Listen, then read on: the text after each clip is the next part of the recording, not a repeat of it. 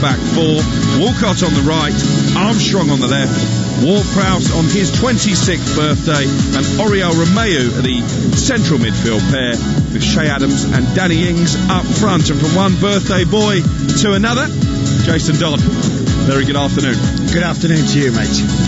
That change, you raised your eyebrows when you found out that the partnership between Redmond and Bertrand, which has served Saints so well over the course of the season so far, has been disrupted by Ralph Hasenhüttl. Yeah, well, that is the only surprise, if I'm unsure. I think we've had this chat many times over the last few months, mate, about the manager having a consistent side, knowing what his best 11 is, and that's what he's been doing. So I don't know whether it's because Stuart Armstrong gives a little something different. I mean, like I said, Ryan and Nathan were fantastic together. They know each other really well. I know they're good friends off the field in that as well, so that they have a connection. So I think it was to try and get Theo in the side. I don't think he could drop Stuart Armstrong. He's got goals in him. He's in really good form. So I think to get Theo in this side, it was obviously going to be Stuart or Nathan, and Nathan is the unlucky one today. But the good thing is he's a good substitute to bring on if the game's not going according to plan.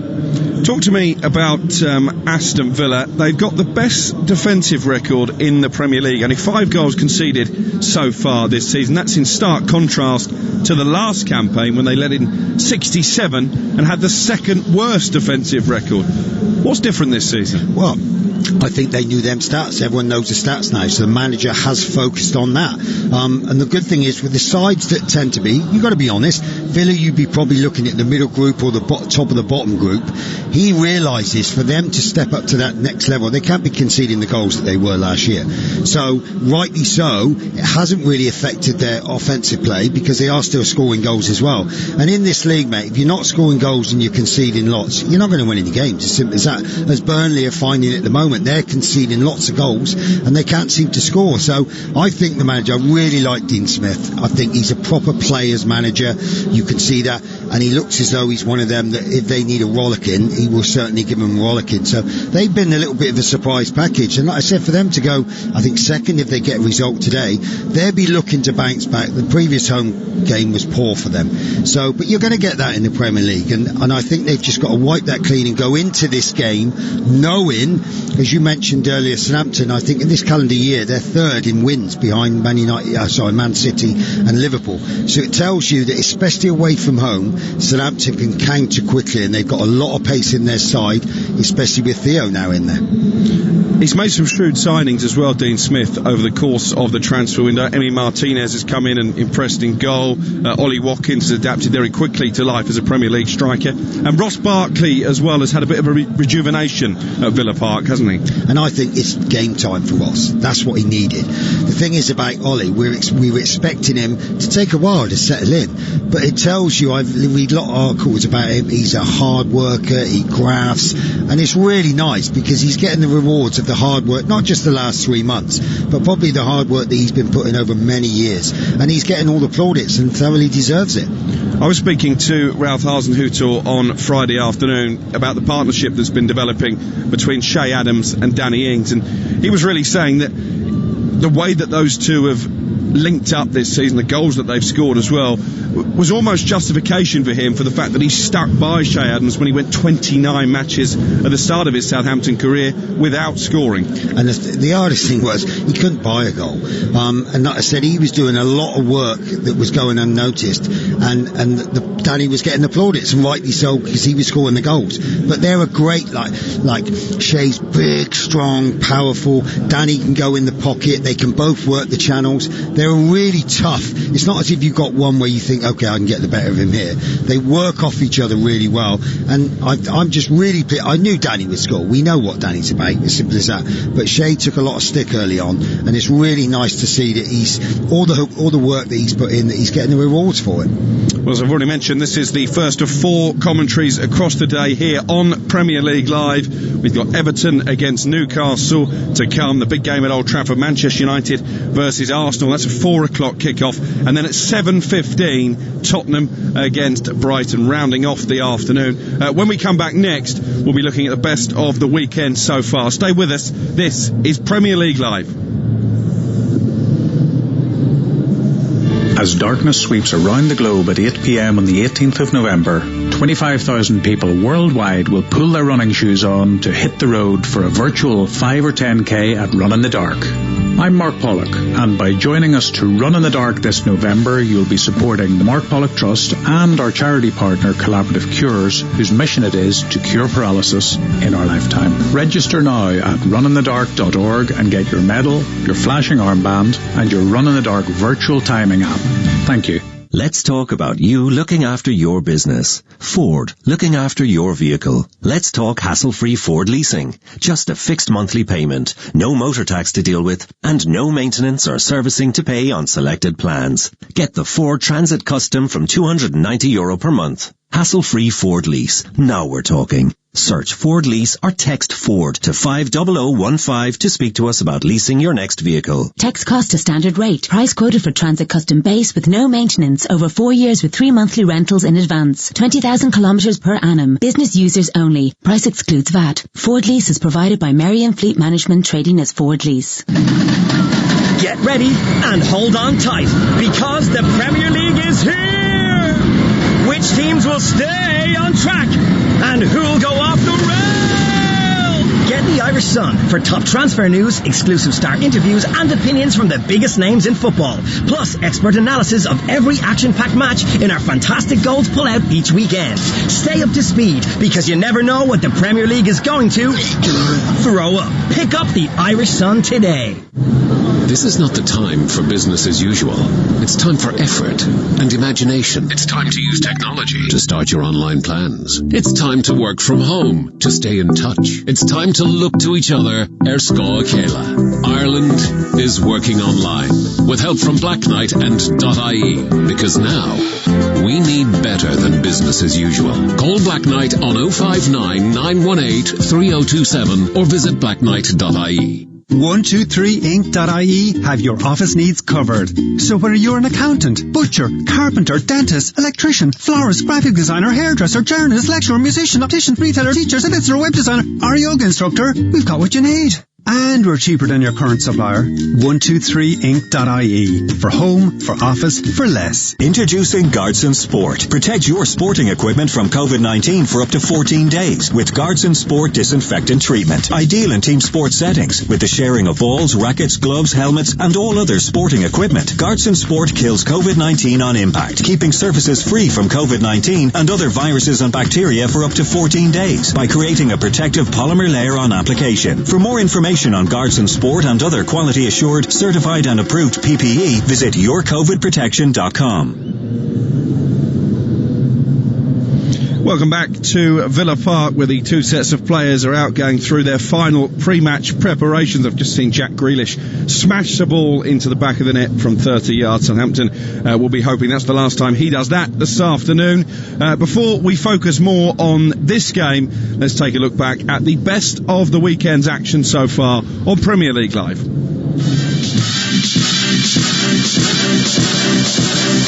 With the header away. Oh, and that's come out to Nuri, who scored a debut goal.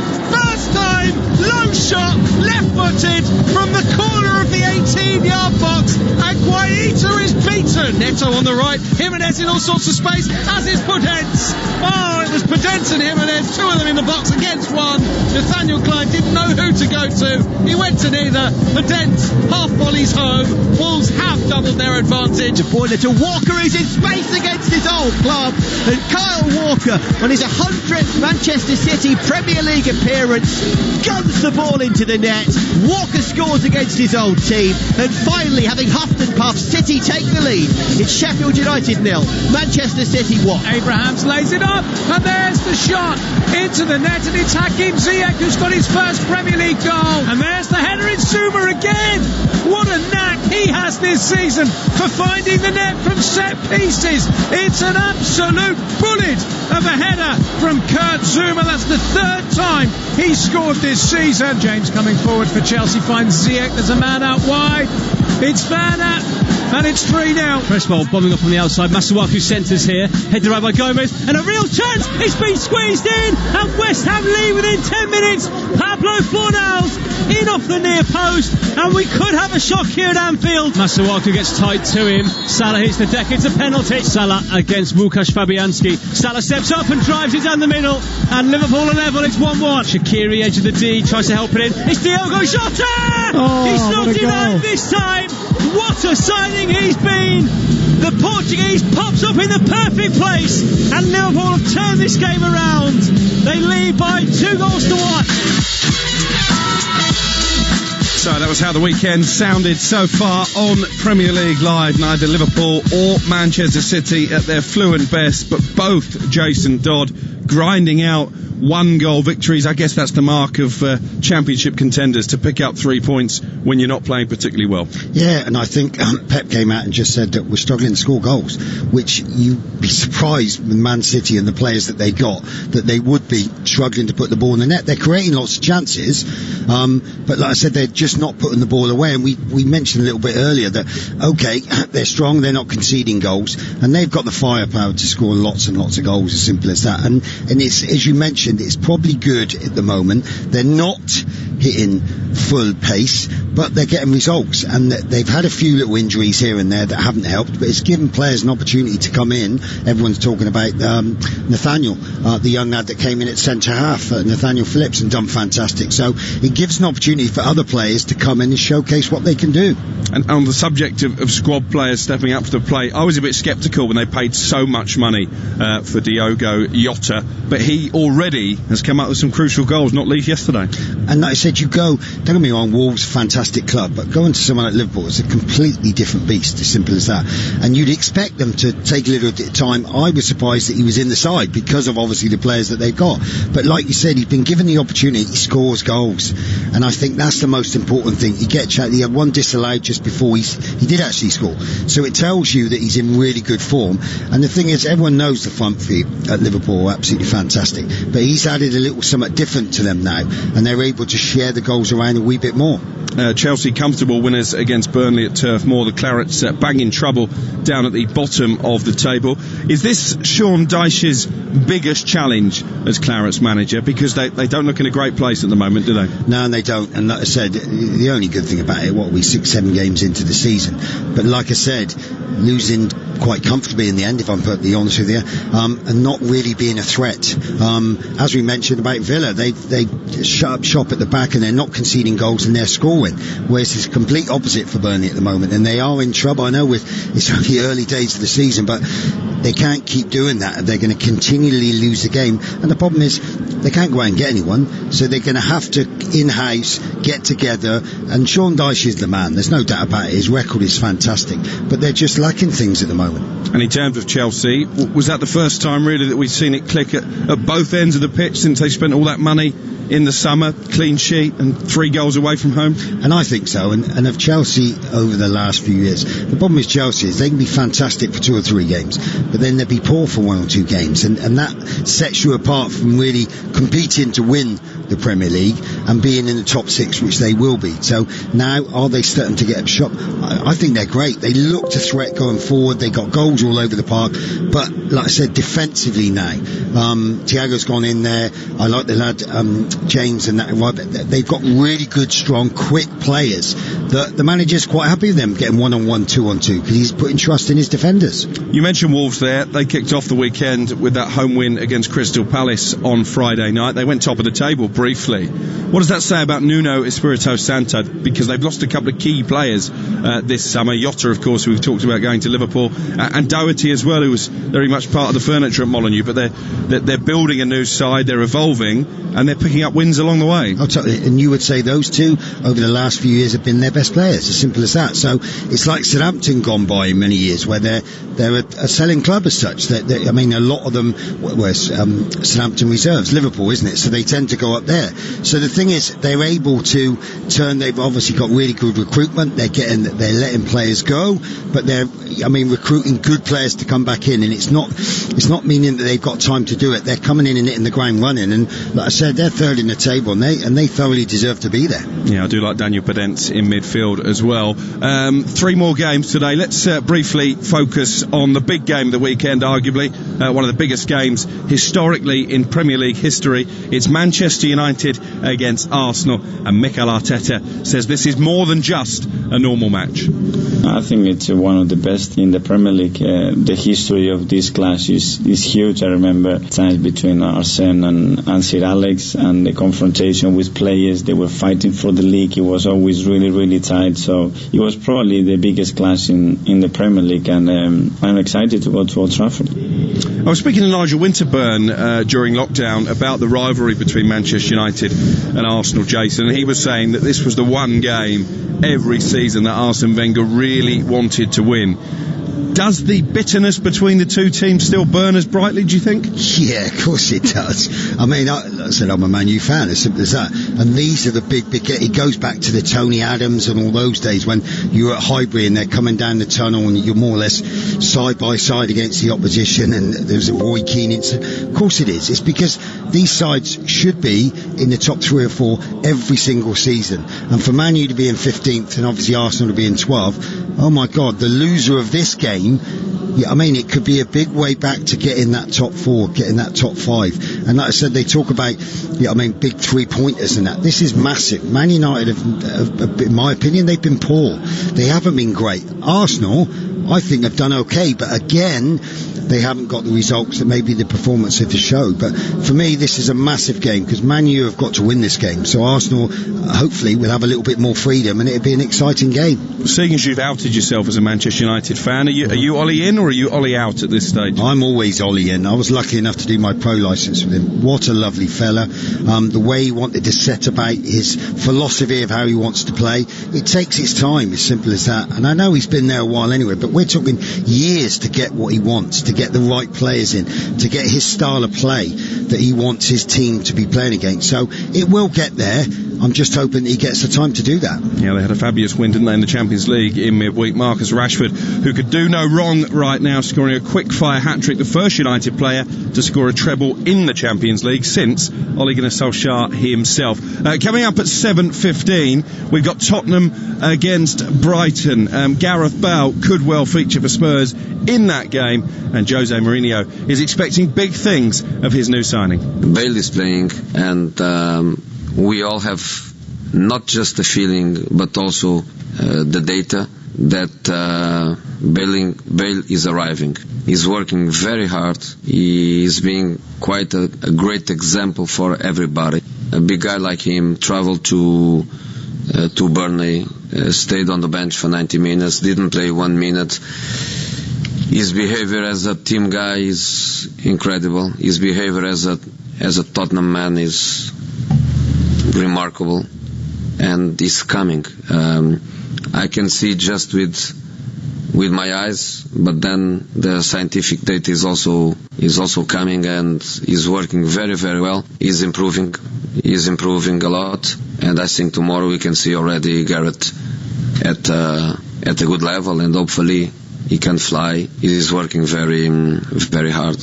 Jose Mourinho, Jason, full of praise for Gareth Bale. Did your pass cross at Southampton? I just missed him. I just finished playing just when he started to get into the first team. But like everyone, as in coming through Southampton, you follow his career and to see how he gets on. It's magnificent, and he will be amazing for Tottenham Hotspur. Like I said, it's going to take him a few games to get going, but he looks a fit, strong player. And just listening to Jose then, it looks as though he's back close to being at his best. And I think he had a different option to what is already an attacking Tottenham side. Well, that Tottenham-Brighton game rounds off the day here on Premier League Live. An afternoon that starts at Villa Park. Aston Villa against Southampton is the first of 4 commentaries coming your way this afternoon. About time we heard from the 2 men in the dugout, Ralph Hasenhüttl and Dean Smith. Very, very organised. They've got 2 strikers who are very bright, work very hard, and won't give our centre halves, much time on the ball at all. And can stretch the game, and we have to be wary, obviously, of their strengths, but try and exploit their weaknesses. Maybe from the results, the away game was not so clear. In the beginning, we also had a few moments where we can go 1 down. So it's also last season it was a stronger side. They had a little bit more pressure because spending a lot of money, and then it wasn't the best season so far. This season, after a good start, you have a lot of self-confidence, and like against Everton, you know that there is coming a very strong side. So you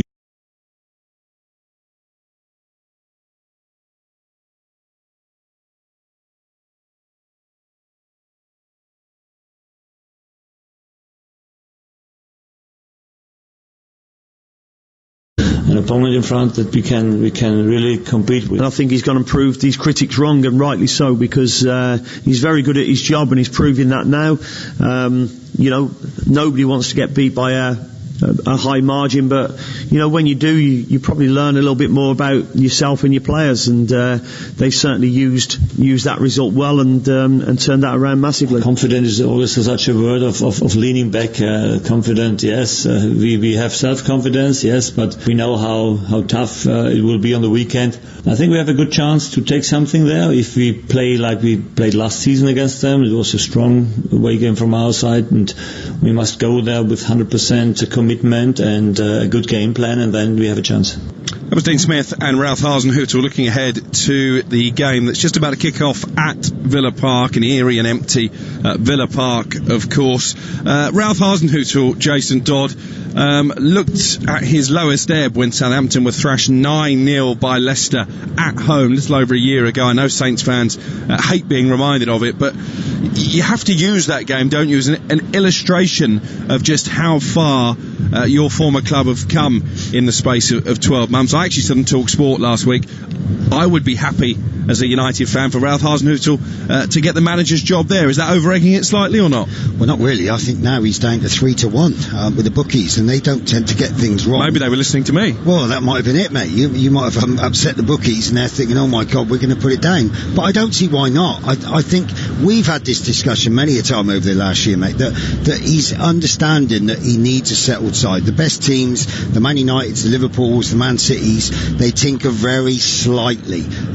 He's come up now. He didn't know what his his best centre-half pairing was. Forwards were coming in and going out and playing around. Shane Long was coming in, and he was mixing the side around, in my opinion, just a little bit too much.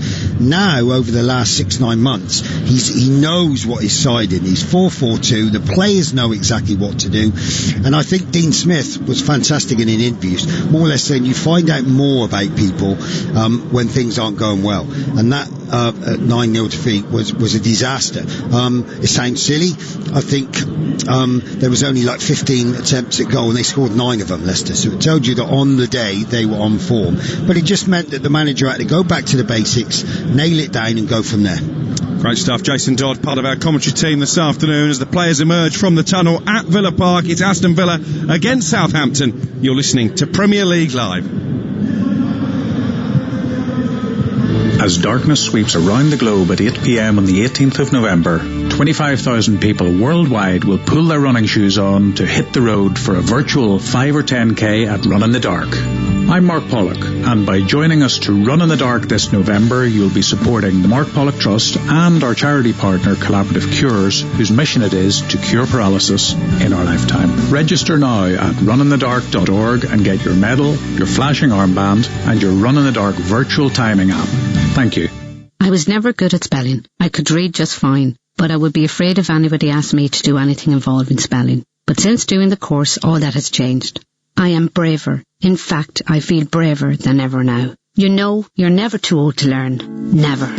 If reading, writing, maths or technology is holding you back, take the first step. Free phone 1-800-2020-65 or text LEARN to 550 to see how we can help. This free and confidential service is supported by your local ETB, Solis and Nala. Create the Premier League atmosphere at home with Harvey Norman, the home of the big screen. Feel like you're on the pitch with our stunning range of 4K smart LED and OLED TVs from LG, starting from just $449. Plus, hear every kick, save, tackle, decision with LG's best-in-class soundbars. Get TV ready for all the big games with Harvey Norman. Shop online today or safely in our spacious stores. Harvey Norman, home of the big screen. Demanding a high performance from your team. you should be demanding the same from your tyres.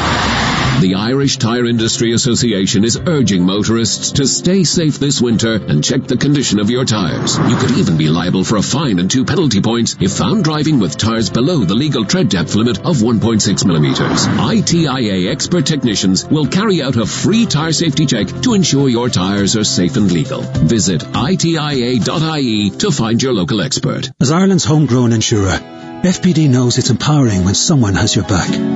So switch your van insurance to us and get up to 75% no-claim discount. Visit fpd.ie to request a quote. FPD Insurance. Support. It's what we do. Terms, conditions and underwriting criteria apply. 75% no-claims discount is based on proof of 5 years no-claims discount and available to new commercial motor customers only.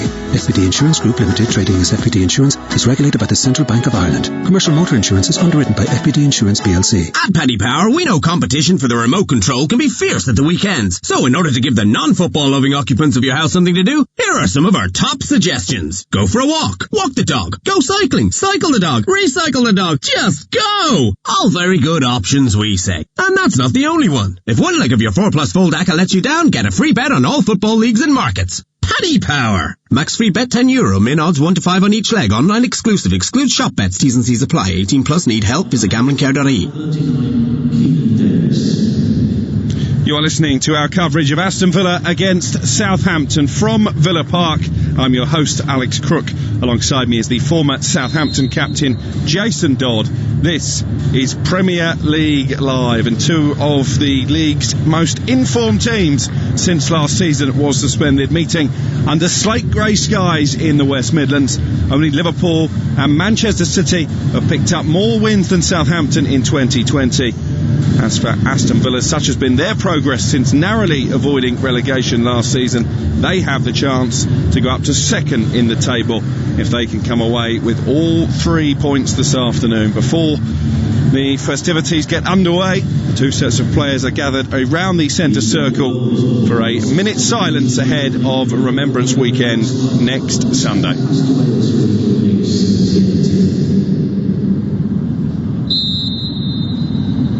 Today, for remembers those who pay tribute to forward service women and former players as part of the 2020 Remembrance and Commemoration. We now ask players and representatives of both clubs to unite to remember all those who sacrificed their lives that we may live and enjoy offering together, playing in the last post. A period of silence will end on the breeze visitors.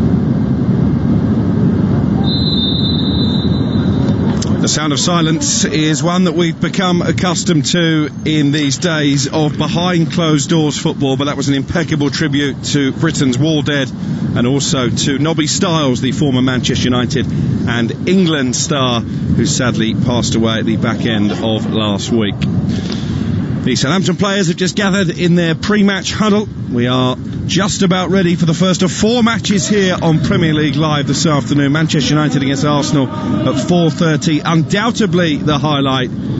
But these two teams find themselves in loftier positions than those two big hitters at the start of play. The top 4 will be the prize for the victor here at Villa Park this afternoon, as as the players take a knee in support of the Black Lives Matter movement. Southampton looking to continue their impressive away record. A victory for them this afternoon would see Hause equal Ronald Koeman's club record of 14 victories on the road in the Premier League. We are off and underway. Southampton in their all-white strip with the red sash, shooting from right to left in this first half.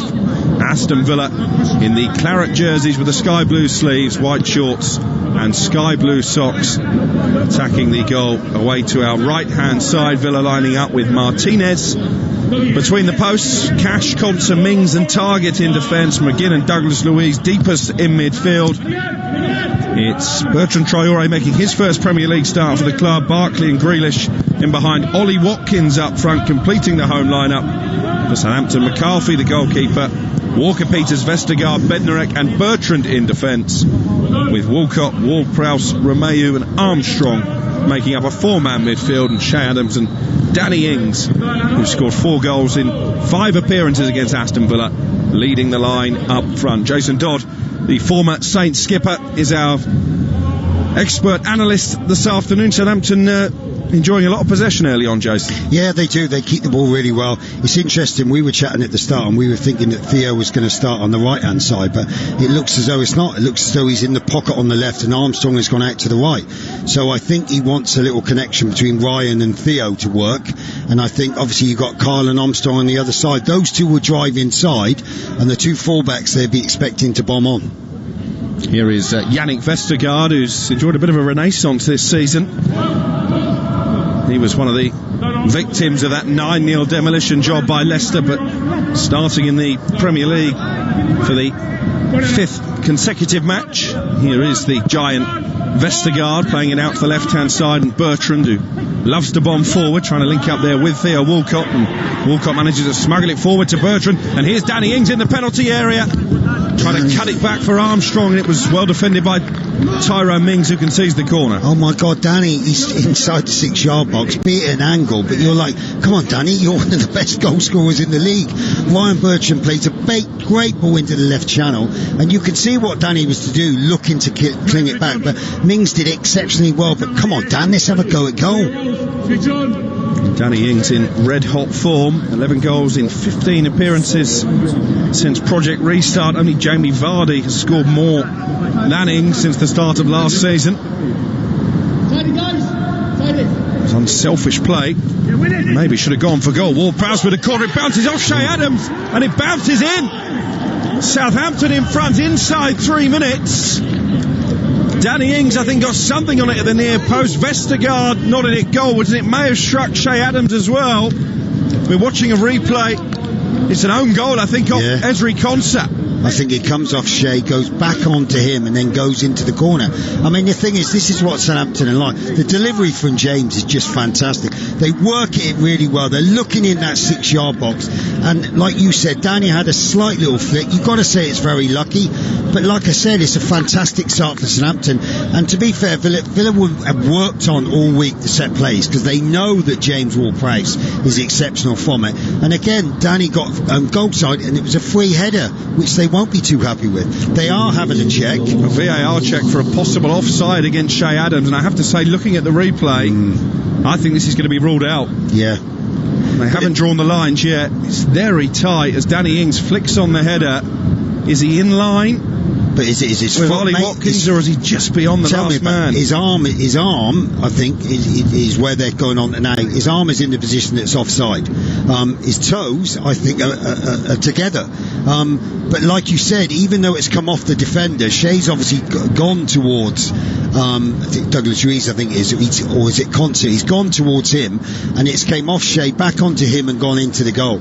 So I'd be very surprised. I don't know. Is it the elbow? Is it the foot? His right arm does look to be in an offside position. They're checking this long and hard at Stockley Park. Chris Kavanagh is the VAR this afternoon. Darren England, the on-field referee. So is it though, I'm being honest here, is it an arm now, is it an elbow, is it a foot? Because I think if it's the arm, he's offside. If it's the foot, I don't think he is. I don't know what it is. I think the interpretation is if any part of your body is offside, it will be ruled out, and that is the decision. No goal. It's just flashed up on the big TV screen. This VAR, I mean, I wouldn't like to be sat out there making decisions on it, because they're getting so much tighter now. It's becoming a little bit of a lottery. Well, a let-off for Aston Villa, who thought they were behind inside 4 minutes, but VAR to the rescue, and it remains Aston Villa 0, Southampton 0. I'm still a fan of the old days where if there was no daylight between defender and attacker, it was onside. Well, are they looking to change that now? So I think I read an article in the week that they're trying to go back to FIFA and say, look, can we make a slight change to it? Because I don't think really everyone knows that. I said I don't fully know exactly what the terminology of why it is. Well, what was interesting is there wasn't a single appeal from an Aston Villa player after the goal had been scored. I think that tells you all that you need to know, but it remains goalless.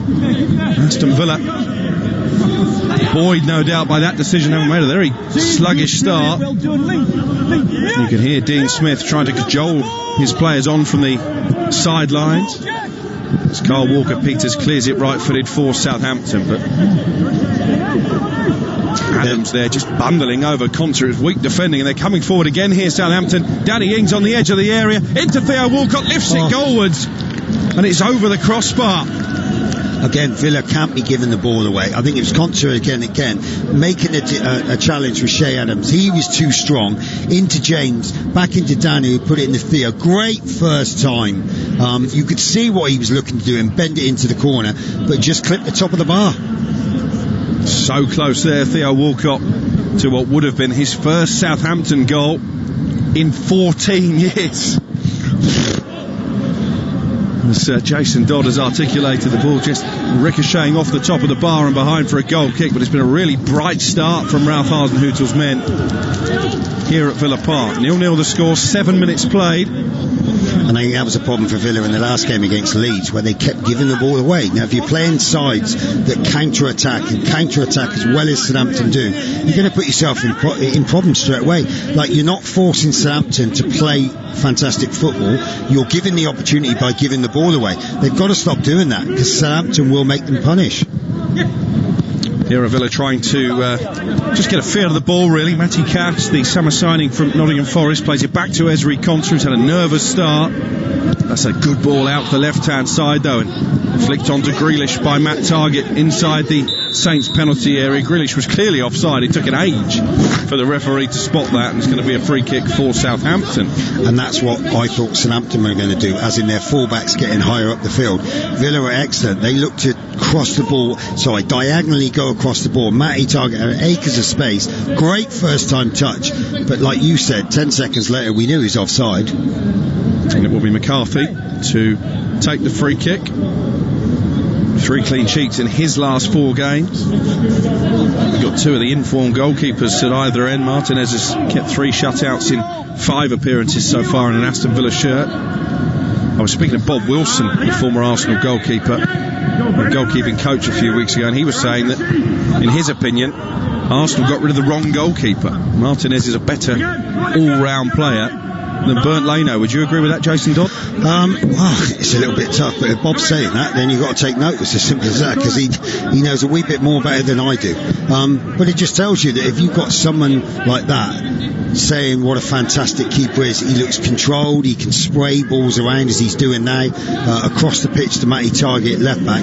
It just takes a little bit of pressure off you. He looks composed. In fact, Villa all their back four are very comfortable on the ball. And there's a wonderful ball from Mings into the channel, which I think is dying to death because teams don't do it enough. But Villa now around the edge of the box. There's Ollie Watkins in the penalty area, flicks it over the head of Bednarek, back to Jack Grealish. Grealish here trying to twist and jink his way into some space. He's rolled it back to the edge of the box, and Barkley. Southampton have got plenty of white shirts behind the ball, but Targett still finds Grealish. Grealish on the turn, shoots, deflected, could go anywhere, bounces narrowly wide and behind for a corner. Lovely play from Villa. The link-up play between Matty Targett, Grealish in there, playing in the pockets between Southampton. Barkley started off, Matty Targett, great little ball back inside, and to be fair, that was a great block, but it could have gone. You had Watkins at the far post, just almost went to him, and he was side-footed in. But the best move for Villa so far. 10 minutes played, Aston Villa 0, Southampton 0. First corner for Villa. The sun starts to shine, and it will be Grealish to take it from the right hand side. Sweeps it towards the far post. Lofted ball headed away by Bednarek, and then volleyed clear by Che Adams. Danny Ings sprinting to try and put the pressure on Martinez, who has it now just outside the D, but Martinez plays it out to the left hand side where Traore can't keep it in play, and it will be a Southampton throw. 16 goals Southampton have scored in the last 5 Premier League meetings between these two. They do have a good record in this fixture. Villa's only win on the last 10 occasions they've played was back in the 2012-2013 season. Here is Traore down the left hand side, crossing towards Watkins at the far post. Good looking ball, but notched all the way by McCarthy, and he tries to bowl it out to Walcott, but he's only found Cash, the fullback, one back by Walcott momentarily, and it's collected by the blonde-haired Douglas Luiz, 5 yards inside Villa territory. 0-0 the score. And I think that's where Villa are going to get. And you can see Jack Grealish is just getting in behind James and Oreo by finding that little pockets, and he's getting in there and driving. He's got the ability to put the in, but it's too easy for Villa at the moment. Matt Targett, a great ball on to Jack. And Grealish has crossed into the area. It's unconventional clearance by Yannick Vestergaard, but got the job done. Here's Romeu, had an excellent game up against James Rodriguez last weekend, but he's given the ball away cheaply, and then Traore bundled to the floor by James Ward-Prowse. Well, it is his birthday, and he's just been given a card of the yellow variety by the referee, James Ward-Prowse, 26 today. I think that's a little harsh. It was a little collision. I think Traore was getting away on the edge of the box. I think he's played it well. He's gone down. But again, it goes back into, it's too easy for Villa at the moment. They're spraying the ball out to Matty Targett. Him and Jack Grealish, they have a great understanding, they two. They link up really well. And from Southampton's point of view, they've got to start to nail that down. He's getting in behind James and Oreo, and it's causing us a problem.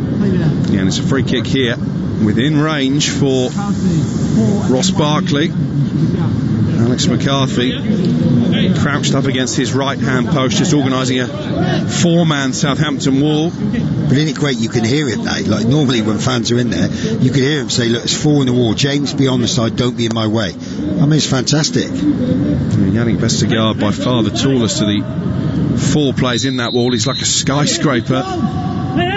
It's going to be Barkley, right-footed, and it bounces off Vestergaard. The ball does its job, and it's behind for a corner.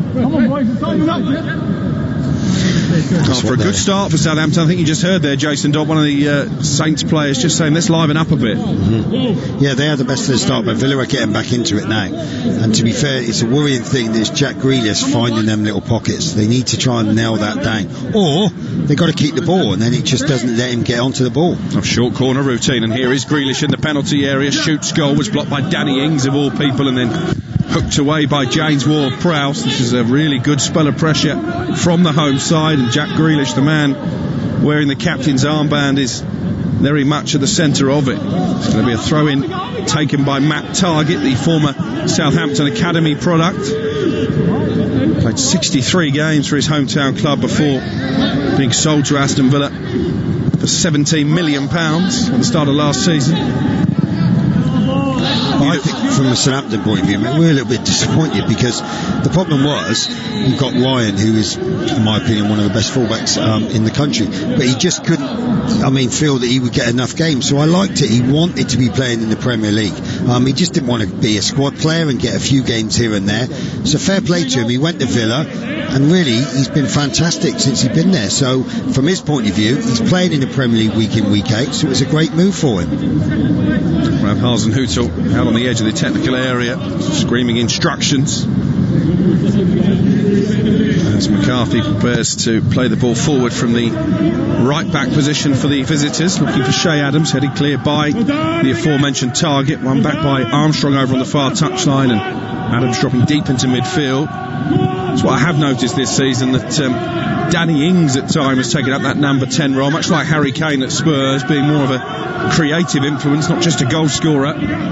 He's a very clever player, Danny Ings. But again, he's one of those players, he scores goals in the box, mate, don't worry about that, but he scores all over the place. And he does find him, where you've got Shea in there now, he will stay high, so he will stretch the play, so them little pockets that come in between, you can see Danny there looking over his shoulder, he's trying to find them little pockets to get in on it. Vestergaard trying to pick out Bertrand, but Matty Cash there to just roll it back to his goalkeeper Martinez, who clears high into the Birmingham sky, and then Walcott gives it away cheaply. McGinn, there's that space we were talking about down that left-hand channel. Yeah, McGinn playing it out to the left-hand side, and here's Watkins, who momentarily has come out to that wing as well. Traore and Barkley waiting in the centre. Instead, Watkins rolls it to Grealish on the edge of the area, well defended by Walker-Peters, and then cleared upfield by Jan Bednarek. But Southampton just can't keep possession at the moment. Mings heads it away. Walcott knocks it back into the centre circle, and Mings collects once more. Here is Traore. Back to Douglas Luiz. The Brazilian just scoops the ball forward towards the Saints penalty area. Well cleared by first Bednarek and then Vestergaard, who's going to go out of play midway inside the Villa half for a throw-in for Dean Smith's side. What we spoke about, as you mentioned, in the first 5 minutes, Southampton have plenty of the ball and were quite comfortable. For some reason now, the last 10 minutes, they keep giving the ball away. Get the ball down and play. They need to get their players on the ball to get Danny in their little pockets that we're talking about. They just seem to be panicking at the moment. Yeah, Ralph Hasenhüttl looking pensive as he continues to patrol the technical area. Arms in pockets, the big Austrian manager. Very commanding presence, both on the side of the pitch and in press conferences as well. 17 minutes played here, it remains 0-0. I think it's still Villa's throw. I think he went to throw the ball in there, and obviously the ball didn't come into play. That throw-in will be taken at the second time of asking by Matty Cash, player who was watched actually by a lot of Premier League clubs at Forest in the Championship before making the move to Villa Park. That's what I like about Southampton as well. They're defending the front, but they're defending on the front foot. They're not letting Villa get on the ball and get out easy, and that's what they need to do. That's what obviously Ralph has got into play now with this high pressing tempo. They're not making it easy for the opposition. Ryan Bertrand with a throw in this time on the left hand side. It flicks off the head of Cash, so Konsa is going to race to try and save the corner. He clears it, and it will be a throw in for Southampton. You saw with him clearing it then, they don't want to give away set plays. They know that Southampton are really strong for it, so he was quick to make sure that didn't go out for a corner, that put it out for a throw-in. Ryan Bertrand, vastly experienced left back for Southampton, is going to take this throw. Didn't have a spell at Villa Park, 16 appearances on loan from Chelsea early in his career. Here's Walcott in the 18-yard box. Ball cannons off a Villa defender and out for another Saints throw over on the opposite right-hand side this time. I think this is a great. Both sides are obviously defensively organised from throw-ins, from when balls in the play. So I imagine it's going to be a little bit of manage to break this deadlock. Walker-Peters is going to take the throw for Southampton. Short this time to Armstrong. Villa feel it was a foul throw. Make that point quite vocally to the referee, Darren England, but he waits play on. Armstrong back out to Ward-Prowse on the right hand side. He's got Walker-Peters on the overlap. His cross is out for a throw, but I think Southampton want a free kick here for a foul by Targett, and the assistant referee has answered those calls. But those are never usually given. Like I said, Walker-Peters has crossed the ball. Matty Targett's come in. Yeah, he has obviously tried to block the ball, but he has caught Carl Walker-Peters. But normally you don't get given those. I don't know why, but they just don't get given them. So it's a great position to be in with obviously Ryan and James's delivery now. That's the voice of the former Southampton captain Jason Dodd here on Premier League Live. It's a free kick and a chance for Southampton to send forward the likes of Bednarek and Vestergaard, who poses such an aerial threat, the 6'5" central defender. Danny Ings loitering inside the 6-yard box. It was a big problem for Villa last season, conceding goals from set pieces. But I think they're zonal marking now. They've got the 5 big ones across that 6-yard box, so they're gambling on hopefully someone attacking the ball. Here's Ward-Prowse, right-footed delivery, and the header is in. Yannick Vestergaard, his second goal of the season. Well, I mentioned the threat that he poses in the air. Aston Villa clearly weren't alert to it, and having had one goal chalked off by VAR, Southampton are in front. Aston Villa 0, Southampton 1. James, what a ball in. What a ball into the box there. And like I said, the zonal marking's fine if you get the players that actually attack the ball. Where the delivery is so good, Yannick is moved in front of McGinn, I think it is. It's a super header. Oh my God, wonderful header. But with the zonal marking, people have to attack their areas. And the thing is, how can you get a centre half? No disrespect to McGinn and all that sort of thing. He's not the biggest player on the pitch. And in theory, he's up against Yannick. Well, it's just a mismatch straight away. And it was a rocket header into the goal. 20 minutes gone. Aston Villa 0, Southampton 1. No VAR approved this time. Yannick Vestergaard, who scored the injury time equaliser against Chelsea a few weeks ago, is on the score sheet once more. Here is Jack Grealish looking for an immediate response. Southampton want the ball played out because they've got a player down. In the end, Armstrong takes matters into his own hands and scythes down Jack Grealish. It's going to be a free kick for Aston Villa, but the Saints player's not happy that play wasn't halted for the earlier injury. And they weren't happy with the challenge either. I think it's Bednarek that's down. He's going to won the header, but obviously as he's in the air, he's been caught and obviously gone down and hit the ground. Normally, people just put the ball out. But the thing is, Villa in the ascendants, they're 1-0 down, they are going to break. So I can understand why Southampton are moaning about it. But the thing is, I mean, in my opinion, it wasn't. He just landed awkwardly, didn't he?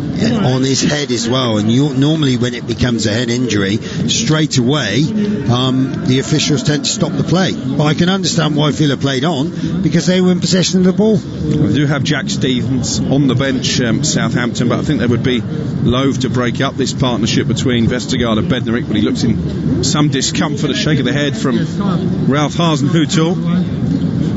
Like there, it was a collision. They both collided, and then Jan's come down onto his head, and his head's gone into the turf. Total accident, nothing in it. Like, he couldn't get his hands down, and his head has. Yeah, that doesn't look great, if I'm honest. Could be a neck problem as well, couldn't it? For Bednarek, who is still down receiving treatment. The thing is, from Southampton's point of view as well, even hopefully he will get up very soon, he will be going off the pitch. So they're going to be a centre half down with a free kick in a very, very attacking area. For those of you just joining us, Southampton a goal to the good here. Yannick Vestergaard, a bullet header from James Ward-Prowse's free kick. Bednarek is now sat up, which is a positive sign. Just about to be helped to his feet, I think, by the Southampton medical staff. Of course, no chances can be taken with a head injury, but it looks like he will be okay, Jason Dodd. Yeah, he's one that they need. Like you said, that partnership has been really strong. It's been the basis on why they've been doing really well. But again, he's got to stay off the pitch, so Villa in a great position now. If they got the sort of delivery that James does, then I think it's Barkley that's going to put the ball in, and he has got quality. So Southampton have got to be on their toes. Got to be big and brave, mate. It's going to be Barkley to take the free kick from the left-hand side, 6 yards outside the penalty area. Whilst Barkley just sizing up his options as Alex McCarthy again tries to organise this Southampton back line. He's played into the edge of the area. Traore deflected and wide. Hit Kyle Walker-Peters, and it will be a corner for Aston Villa, their third of the game. Like it, being very clever. Everyone was expecting them to put the ball in. Obviously he's peeled from the back into around the edge of the box. Great ball in there, and fair play to Southampton. I think it was Danny Ings of all people come flying out to force him to get the block. Corner whipped into the near post towards John McGinn, but it's swept away by Walker-Peters. It's going to be a throw in here over on the left hand side that Matt Targett will take for Aston Villa, who trail by a goal to nil. 24 minutes played. Jan Bednarek now back at the heart of the Southampton defence after recovering from that nasty looking landing. Here is Ezri Konsa, last man back for Aston Villa, plays it out to the right, and Matty Cash Cash chips it forward looking for Watkins. Across comes the goal scorer Vestergaard, and then Ward-Prowse nods it back to Alex McCarthy, all in yellow, the Saints goalkeeper. I think we mentioned about 15 minutes ago about where Jack Grealish was getting in them pockets. Southampton have tightened that up now. Like the centre halves are obviously dealing with Watkins on his own, and people are stepping out into them pockets. Just before the goal, Jason Dodd, before the free kick, it did look like a foul throw from Kyle Walker-Peters. It was a foul throw. Like I said, we've even at real time, all the Villa, more or less everyone was appealing for the foul throw. But obviously they're not given that much nowadays. McCarthy plays it out to the right. It's over the head of Walker-Peters, and Villa have a throw of their own. New York City Gooner has tweeted at TalkSport Live, said Aston Villa are going to get an absolute hiding today. Ralph Hasenhüttl is, in my opinion, the fourth, if not the third best manager in the league, along with the likes of Klopp, Pep and Bielsa. How Arsenal sleeping on him is beside me. What a manager. I really rate him and Potter. Graham Potter's Brighton in action against Spurs later this evening. Good afternoon, I'm listening in Nigeria. VAR is really disappointing. That was a goal for Southampton. No offside, that's from 8 miles. Shane says one thing about Southampton is they've put together a solid team.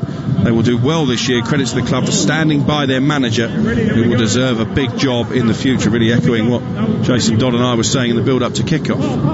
But again, it's like in theory the better players that Southampton have rightly sold and that they've moved on. Do we really want the manager who they've invested in? They want him to stay, as simple as that. They want him to build. This is not just this season.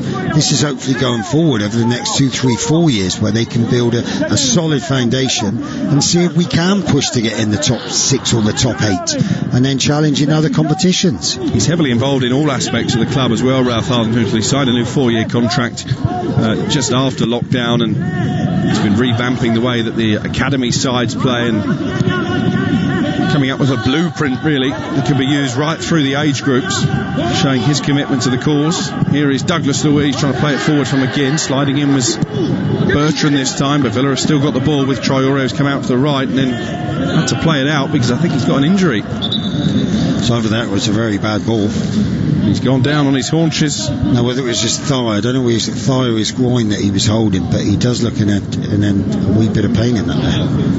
But, as you mentioned earlier, was it Trezeguet, I think, was a little bit unlucky. Dean Smith said to leave him out.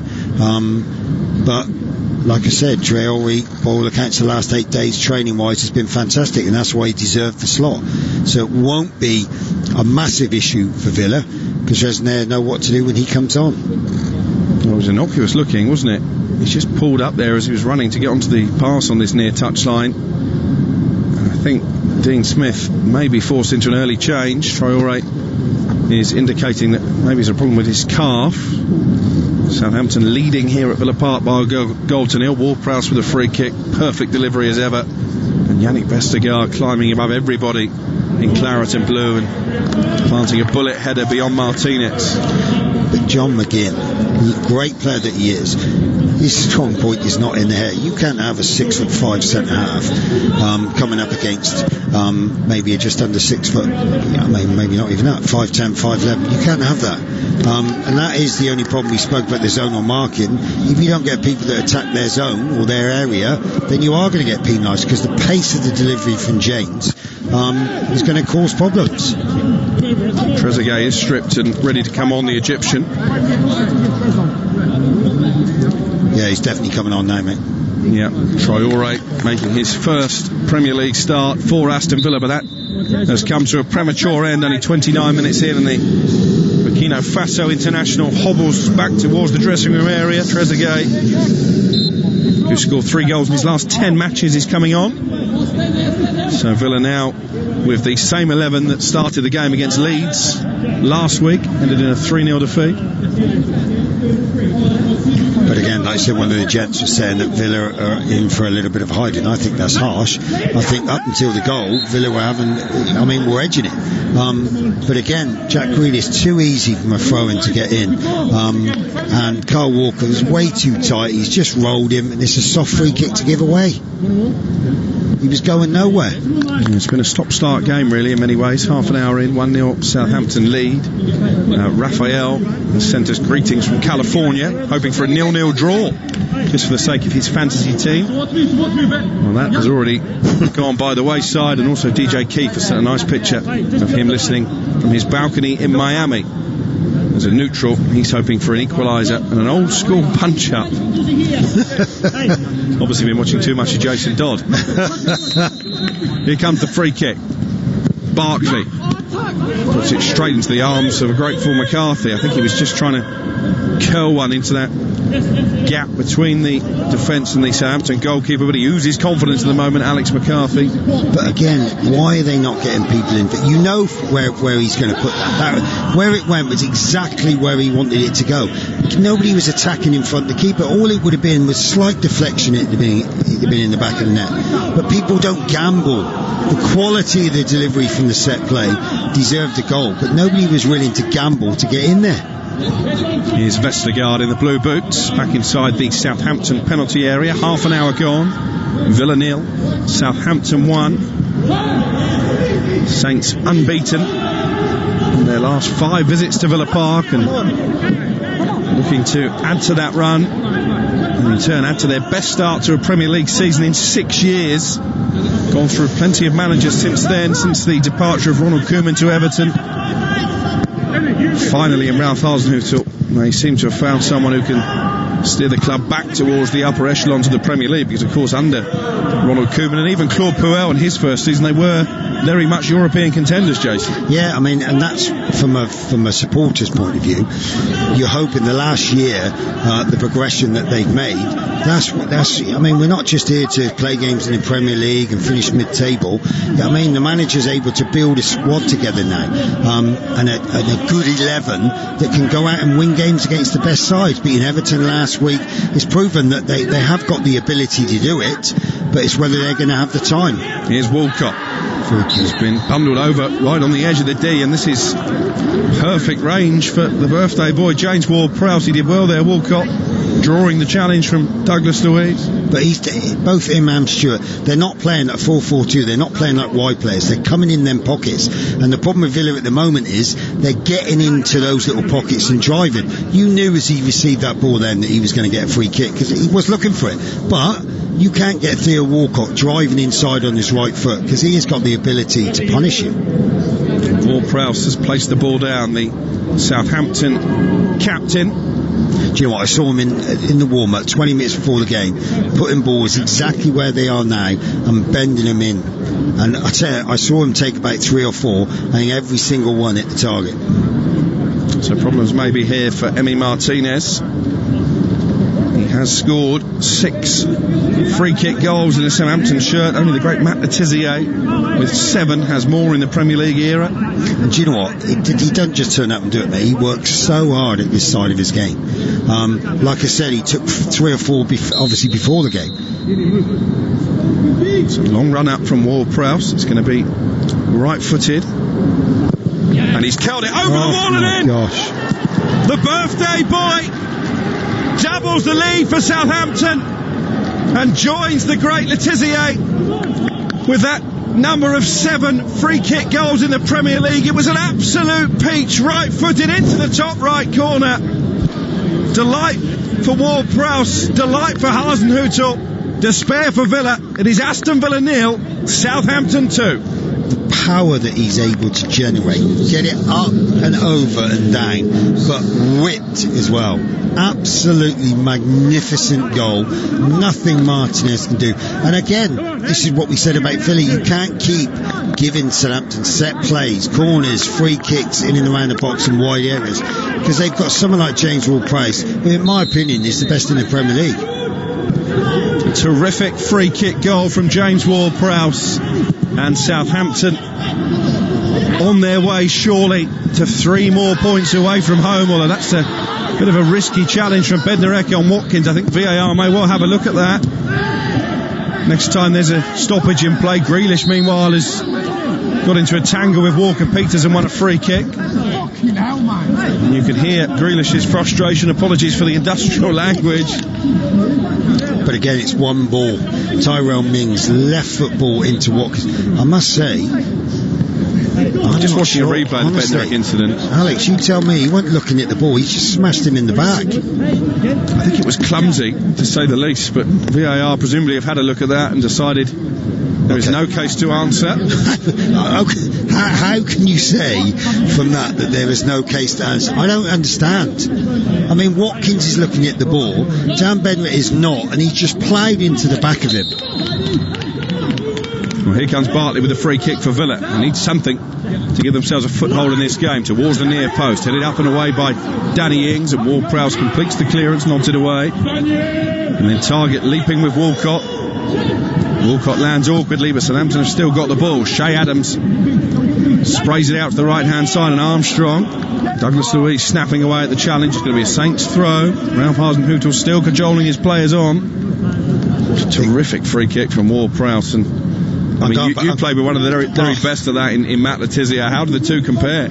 Well, I mean, in my opinion, you can't really compare that with Tiz. I mean, Tiz used to score 50 of them every day in training. But James is making a name for himself, as simple as that. And it's just, and it's just rewards for the work that he puts in. It doesn't just happen.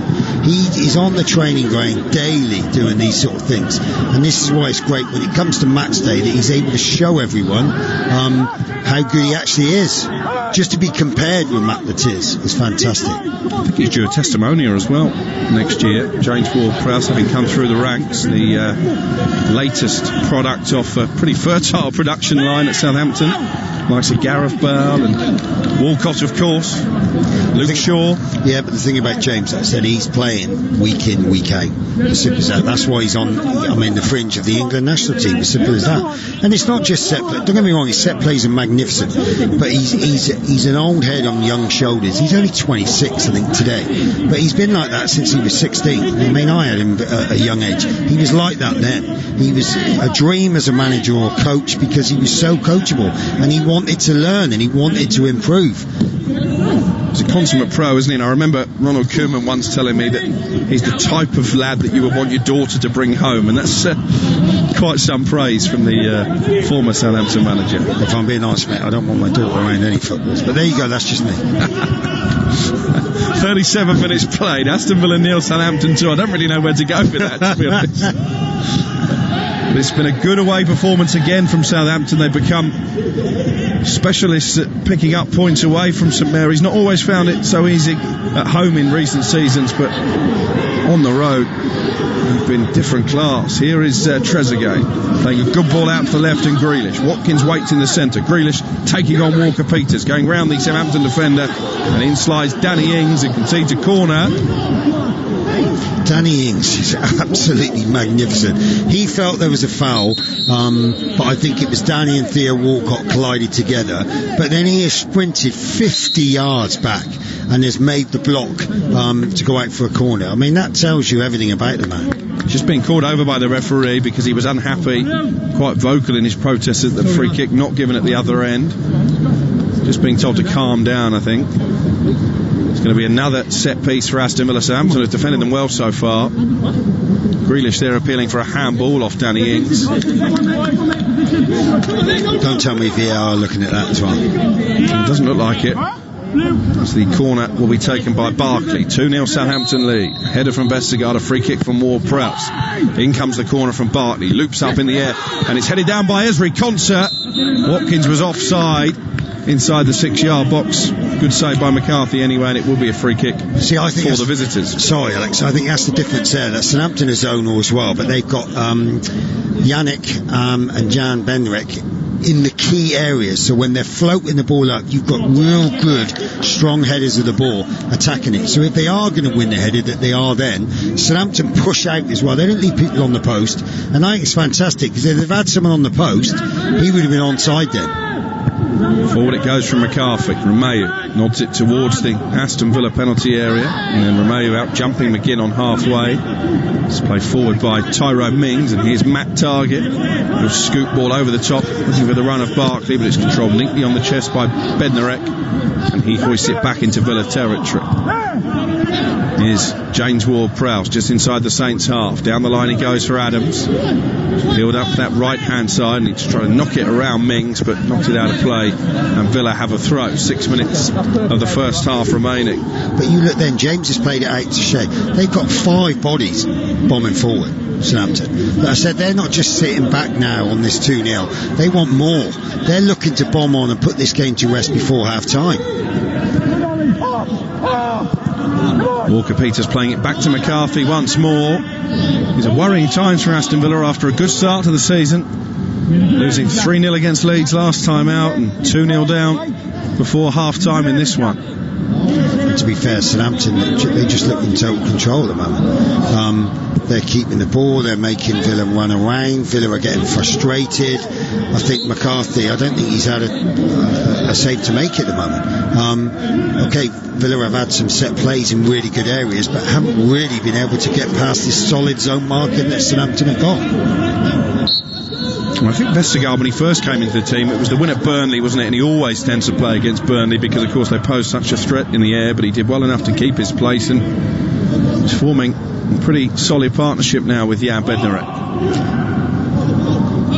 Huse still doesn't look particularly delighted on the touchline, but he's a man who demands high standards. Here's Romeu. Wasn't in the team when Huse came in. Romeu was playing for the under-23s in a match at Lymington and New Milton, a local non-league ground, after being bombed out by Mark Hughes, but very much a mainstay now under the Austrian. That's my sort of tackle there. James has opened himself out, and then Matty Cash has come through.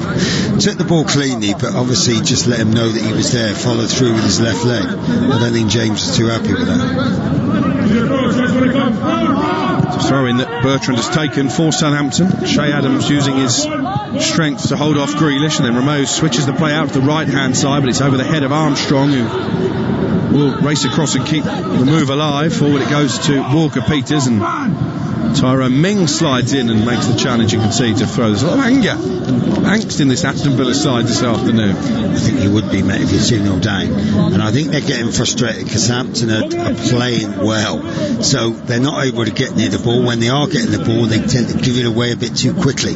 So I think it's more frustration with themselves and with the way that they're playing rather than anything else. There's Armstrong with a flicked header. Douglas Luiz back to Mings inside his own penalty area. Mings hammers the clearance against Douglas Luiz, who did well to control it, and then he's been caught from behind. It's a free kick for Villa halfway inside their own half. 2-0 Southampton lead. They were yet to score from a set piece before today, would you believe? So there's me bigging up all these set plays. That's their first 2 goals they've got from it. Ward-Prowse with the assist for the header for Vestergaard to give Saints the lead, and then brilliant free kick into the corner to double that advantage. Danny Ings has been caught by Grealish. The 2 England teammates grappling. Free kick taken quickly by Walker-Peters. Ings yet to get back to his feet. He is now. Here's Walker-Peters over halfway. Down the line for Adams.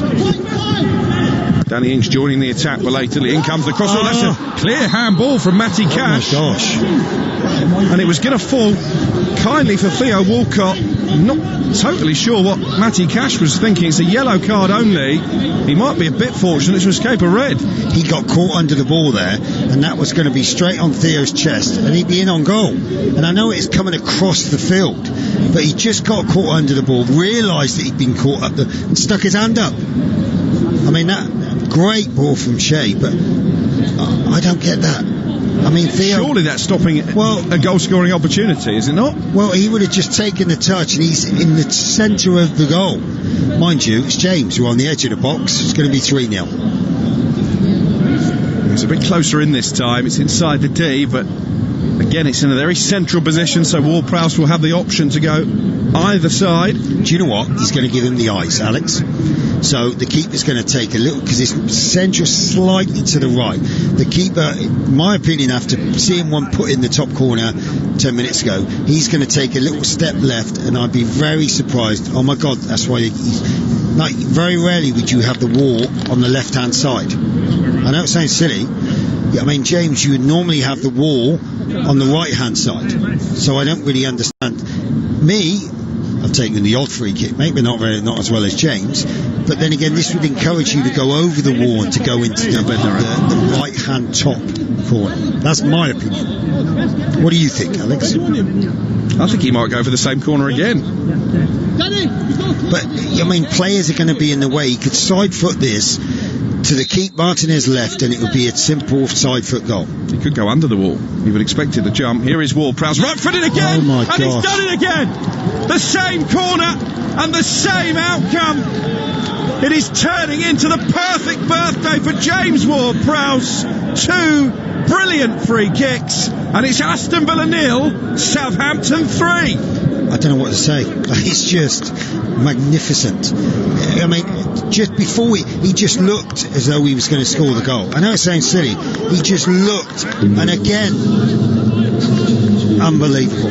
But I still don't. Why have you got the wall? The keeper's never going to get there. This is James Ward-Prowse. He does this all day. Why have you got the wall that side? Because it's always going to be going away from Martinez into the corner. Another sublime strike of a dead ball situation from James Ward-Prowse. I told you he'd go the same way. Oh, no, you're claiming that then. Is that what you're saying, Alex? And Southampton surely have the points wrapped up before half-time, and you've got to say, it's been a really poor performance from Aston Villa. Do you know what, Alex? The first 5 minutes, they were at it. And then all of a sudden, they just can't seem to get near Southampton, if I'm perfectly honest here.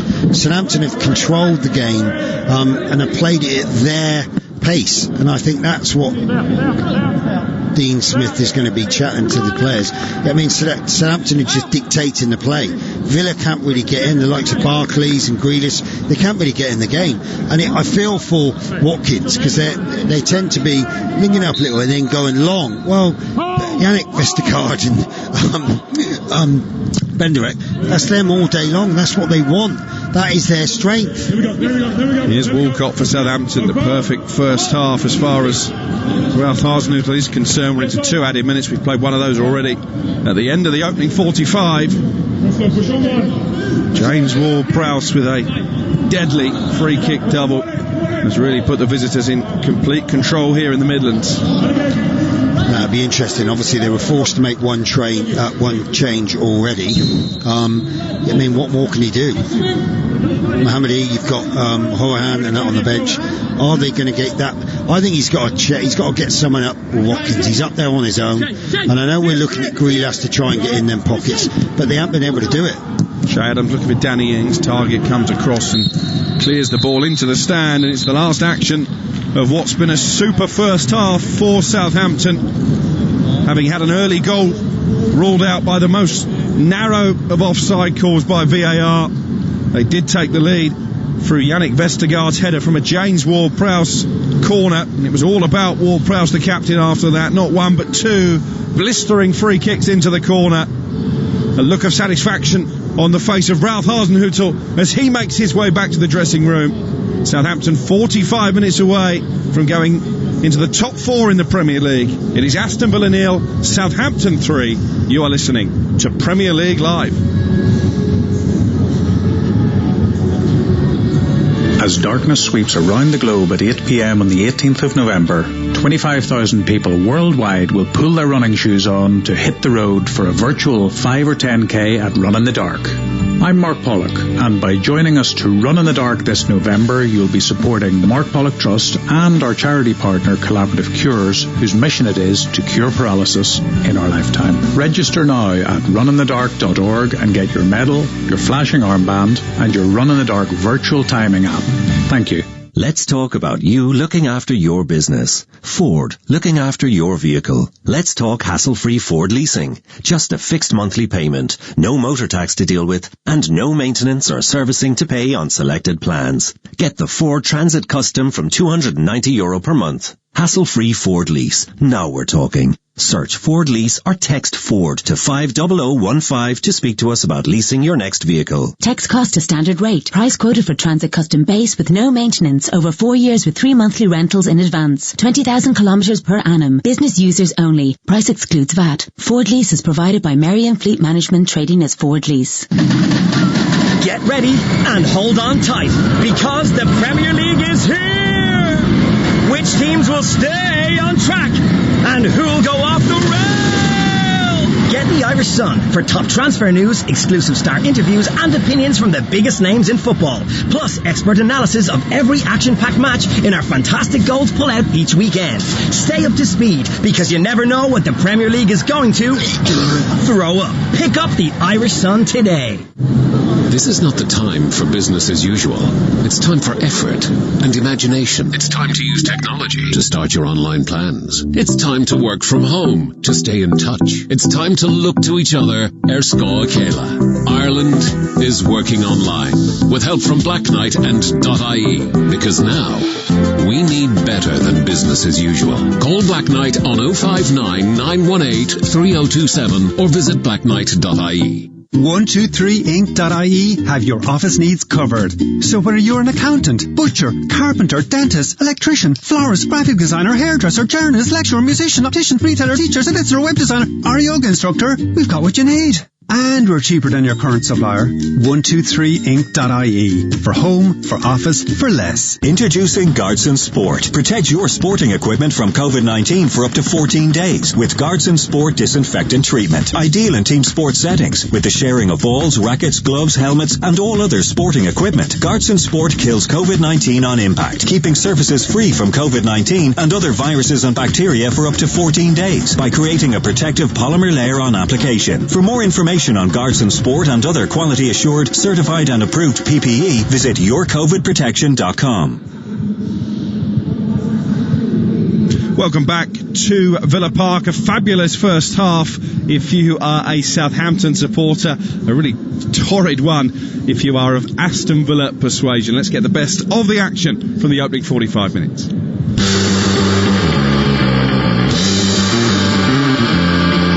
With a corner, it bounces off Che Adams and it bounces in. Southampton in front inside 3 minutes. That is the decision, no goal. It's just flashed up on the big TV screen. Danny Ings on the edge of the area, into Theo Walcott, lifts it goalwards, and it's over the crossbar. Here's Ward-Prowse, right-footed delivery, and the header is in.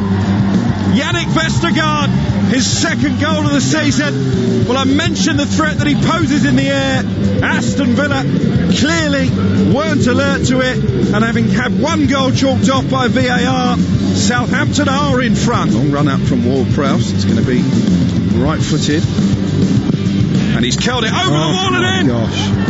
The birthday boy doubles the lead for Southampton and joins the great Trezeguet with that number of 7 free kick goals in the Premier League. It was an absolute peach, right-footed into the top right corner. Delight for Ward-Prowse, delight for Hause, despair for Villa. Here is Ward-Prowse, right-footed again, and he's done it again. The same corner and the same outcome. It is turning into the perfect birthday for James Ward-Prowse. 2 brilliant free kicks, and it's Aston Villa 0, Southampton 3. Yeah, what an afternoon it is turning out to be for James Ward-Prowse and for Southampton. That first free kick goal straight into the corner was Southampton's 1,000th in the Premier League.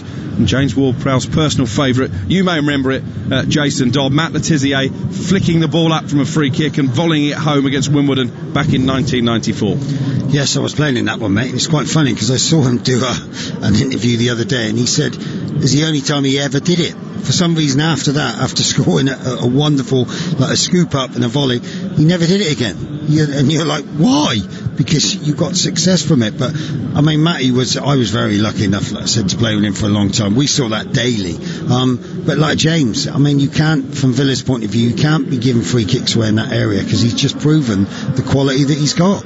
Is that what's going to frustrate Dean Smith? I mean, it hasn't been Villa's day, but all 3 goals coming from set pieces. Well, yeah, teams nowadays work so hard on set plays, simple as that.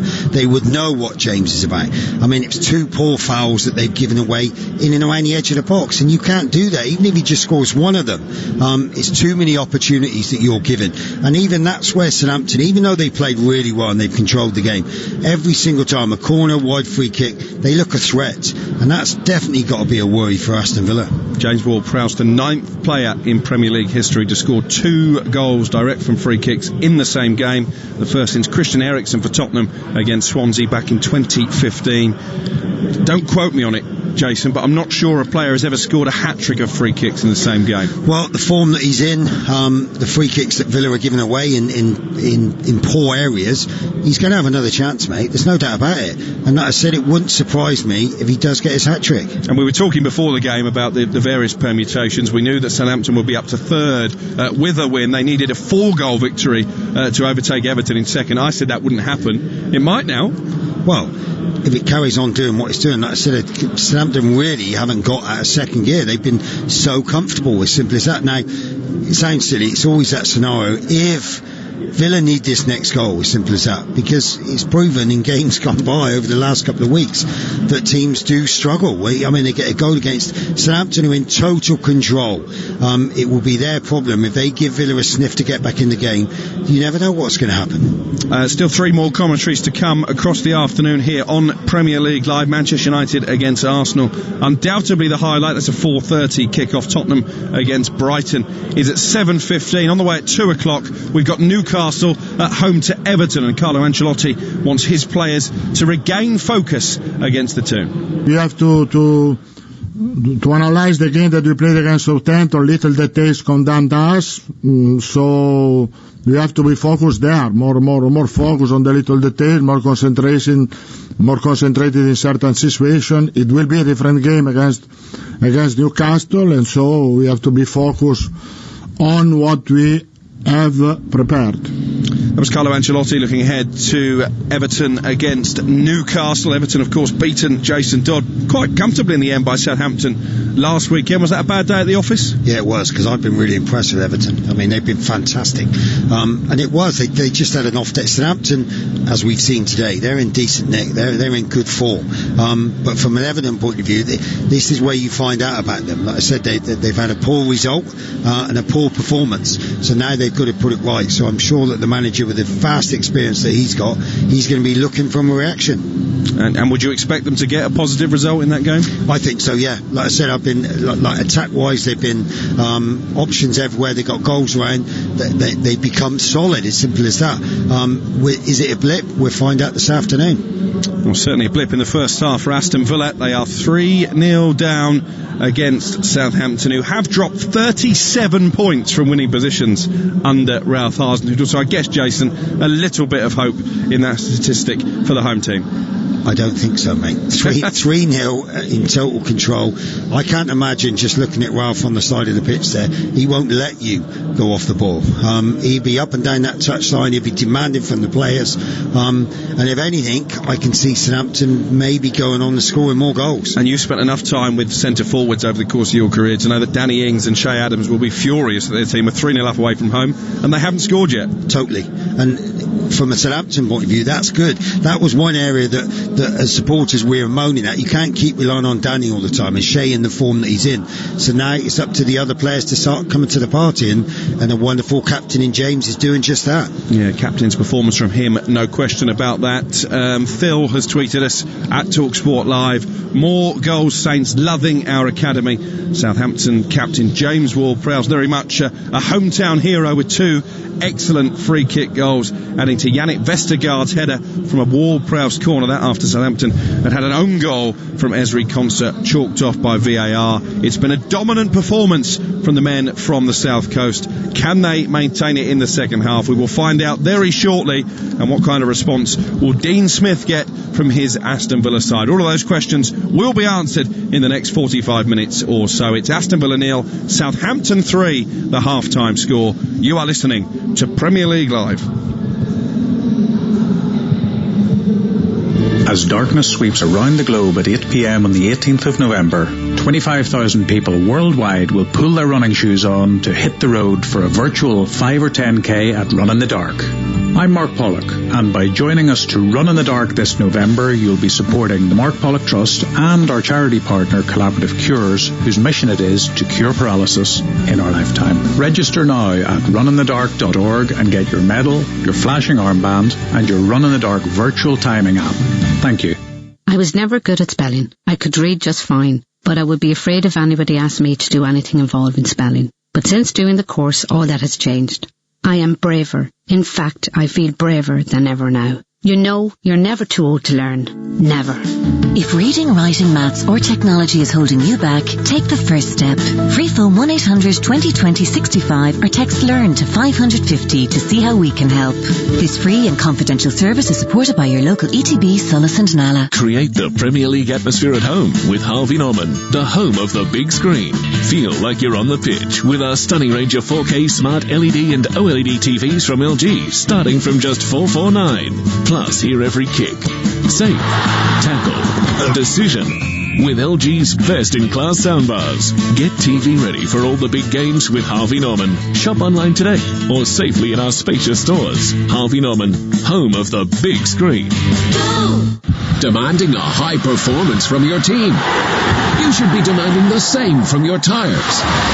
The Irish Tire Industry Association is urging motorists to stay safe this winter and check the condition of your tires. You could even be liable for a fine and 2 penalty points if found driving with tires below the legal tread depth limit of 1.6 millimeters. ITIA expert technicians will carry out a free tire safety check to ensure your tires are safe and legal. Visit itia.ie to find your local expert. As Ireland's homegrown insurer, FPD knows it's empowering when someone has your back. So switch your van insurance to us and get up to 75% no-claim discount. Visit fbd.ie to request a quote. FPD Insurance. Support. It's what we do. Terms, conditions and underwriting criteria apply. 75% no-claims discount is based on proof of 5 years no-claims discount and available to new commercial motor customers only. FPD Insurance Group Limited, trading as FPD Insurance, is regulated by the Central Bank of Ireland. Commercial motor insurance is underwritten by FPD Insurance PLC. At Paddy Power, we know competition for the remote control can be fierce at the weekends. So in order to give the non-football loving occupants of your house something to do, here are some of our top suggestions. Go for a walk. Walk the dog. Go cycling. Cycle the dog. Recycle the dog. Just go! All very good options, we say. And that's not the only one. If one leg of your 4+ fold ACCA lets you down, get a free bet on all football leagues and markets. Paddy Power. Max free bet €10. Min odds 1 to 5 on each leg. Online exclusive. Excludes shop bets. T's and C's apply. 18 plus. Need help? Visit gamblingcare.ie. You are listening to our coverage of Aston Villa against Southampton from Villa Park. I'm your host, Alex Crook. Alongside me is the former Southampton captain, Jason Dodd. You are listening to Premier League Live, where the Aston Villa players are the first to re-emerge from the dressing room. Probably a little shell-shocked, Jack Grealish and company, by what they experienced in the first half. Southampton 3-0 to the good. Yannick Vestergaard with the early header, and then a couple of exquisite free-kick goals from James Ward-Prowse. 26 today, the Southampton captain. It's your birthday tomorrow, Jason Dodd. I don't think it's going to be as good as James Ward-Prowse's. Well, I'll be happy with the win, mate. That's all I'm talking about. But it looks as though I'm seeing Jack Stevens just warming up there. So whether, obviously, Bednarek, that headed injury that he got, is that an effect on him? I don't know if it's him who's coming off, but it's definitely like Jack Stevens is coming on. Yeah, just getting his final instructions from the iPad by a member of Ralph Hasenhüttl's backroom staff, Jack Stevens. A man that they call the Cornish Maldini. He's going to replace Jan Bednarek, I think, for this second half. Just go in alongside Vestergaard. Do you know what? When we had Southampton, obviously I bought Jack from Plymouth. I used to go down there once a week in a little minibus, drive down there, and his dad we used to do a training session for him. And I used to go down there every week, get all the gear out, low in the gale, all the balls are going everywhere, and I got Jack's dad to come and help me. Well, there you go. Are you still in contact with Jack Stevens? No, you know what it's like, man. I'm not in contact with people I used to play with. If I see him, I saw James having a game of golf the other day with a couple of his friends. Said hello to him, and that's about it, if I'm honest. He's obviously a keen golfer, because every time he scores now, he brings out that golf club celebration, doesn't he, Ward-Prowse? Yeah, but looking at that swing, mate, yeah, no wonder he's spraying it all around the course at Hockley. That's the voice of the former Saints captain, Jason Dodd. We are back and underway. Southampton attacking the Holt end away to our right-hand side in this second half. Villa nil, Southampton 3. Sorry, Alex, that's not a good start. Villa are getting the ball, Southampton are winning the ball back. This is what they want. Now they control the rest of the second half. They've got nothing to do now. They just keep the ball, keep moving Villa around, and if Villa keep giving the ball away, there's going to be spaces for them to exploit. I'm reliably informed, by the way, there has never been a hat-trick of free kicks in a Premier League game. I wonder if Ward-Prowse is aware of that in this second half. Aston Villa in their claret jerseys and sky blue sleeves, shooting from right to left. Saints all in white with a red sash down the middle of their strip. Villa now with Martinez in goal, Cash, Konsa, Mings and Targett in defence, McGinn and Douglas Luiz in midfield, Trezeguet, Barkley and Grealish behind. Watkins up front for Saints is McCarthy the keeper, Walker-Peters, Vestergaard, Stevens and Bertrand now in defence, with Walcott, Ward-Prowse, Romeu and Armstrong in the middle, Che Adams and Danny Ings up front. Ralph Hasenhüttl just taking a swig from the water bottle. We mentioned at half time, mate, I like it, he never looks happy. So you went in the game 3-0. God knows what it's like if you'd be losing the game 3-0. But I'm sure he's more or less said what we spoke about. Just keep it going, no silly mistakes, don't chase the game. I mean, they want to just kill this game, and just one more goal will obviously silence everything. A big breaking team news from the match that follows us, Newcastle against Everton, and the Toffees have dropped Jordan Pickford. Robin Olsen on loan from Roma is keeping goal this afternoon in that 2 o'clock kickoff. Your reaction to that, Jason Dodd? I think it's called resting now, Alex. Or this, dropping. I didn't think we were allowed to say dropping. I'm more brutal than you. Okay, fair enough. I just think it's harsh in that. Like I said, he's a goalkeeper. If he does make mistakes, what tends to happen is the goal tends to come from it. So there's no doubt he's a great keeper. But like I said, whether it's too many maybe silly mistakes and mistakes that are costing them, and the manager's putting a mark right there and letting him know that he's not happy.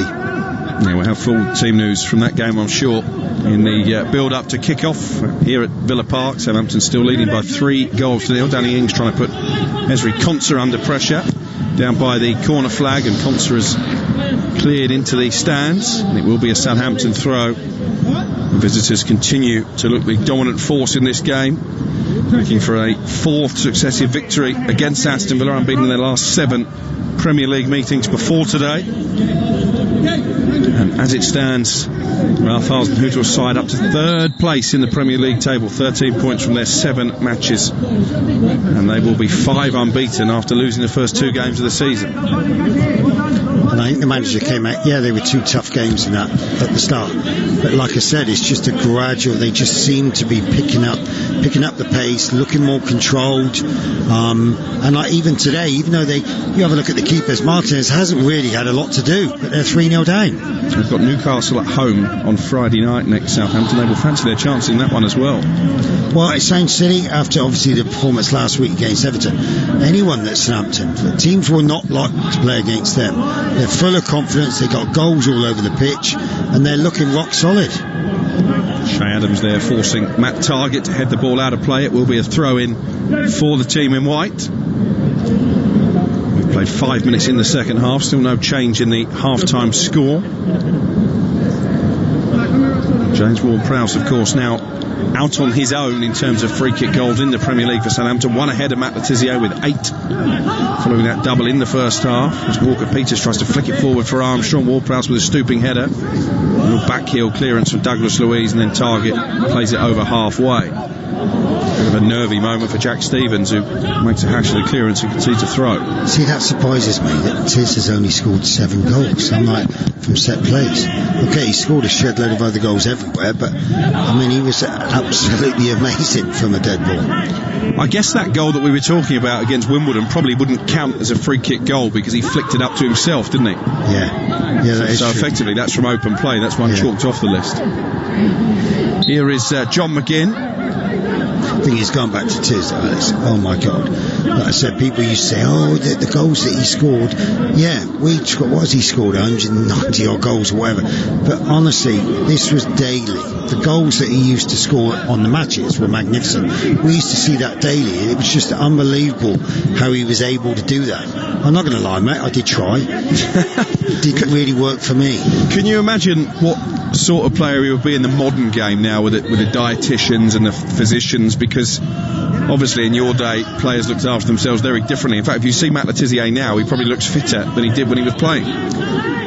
Is that harsh? Yes, I think it is very harsh. But it's like anything. People say, oh, could you play... I mean, I was playing 14 years ago, whatever. Could you play in the modern game now? Well, it was the same back when I was back there, when people like Glenn Cockle, Jimmy Case, they were coming to the end of their careers when I was starting mine.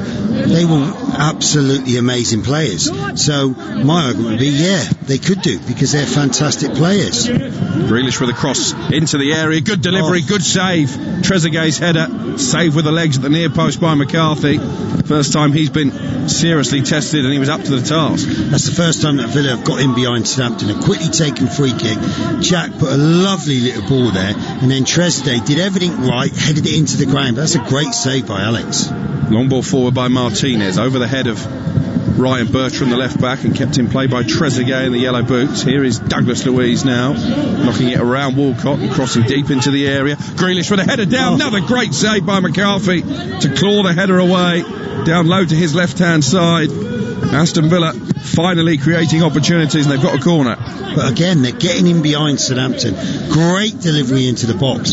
And the worrying thing for Southampton, Jack Grealish, again, he's not the biggest. Great downward header, and Alex has pulled off a great save to his left-hand side and pushed it away. Yeah, really good stop, this one. And unlucky. Ross Barkley was just there, anywhere dropping down near his feet, and he's side-footing in there. So great credit to Alex then, pushing it away from the goal. It's just a warning sign, though, isn't it, as you've already mentioned, that even a 3-0 lead is not necessarily a comfortable one. Seeing that save again to Alex down to his left from Trezeguet. Great save.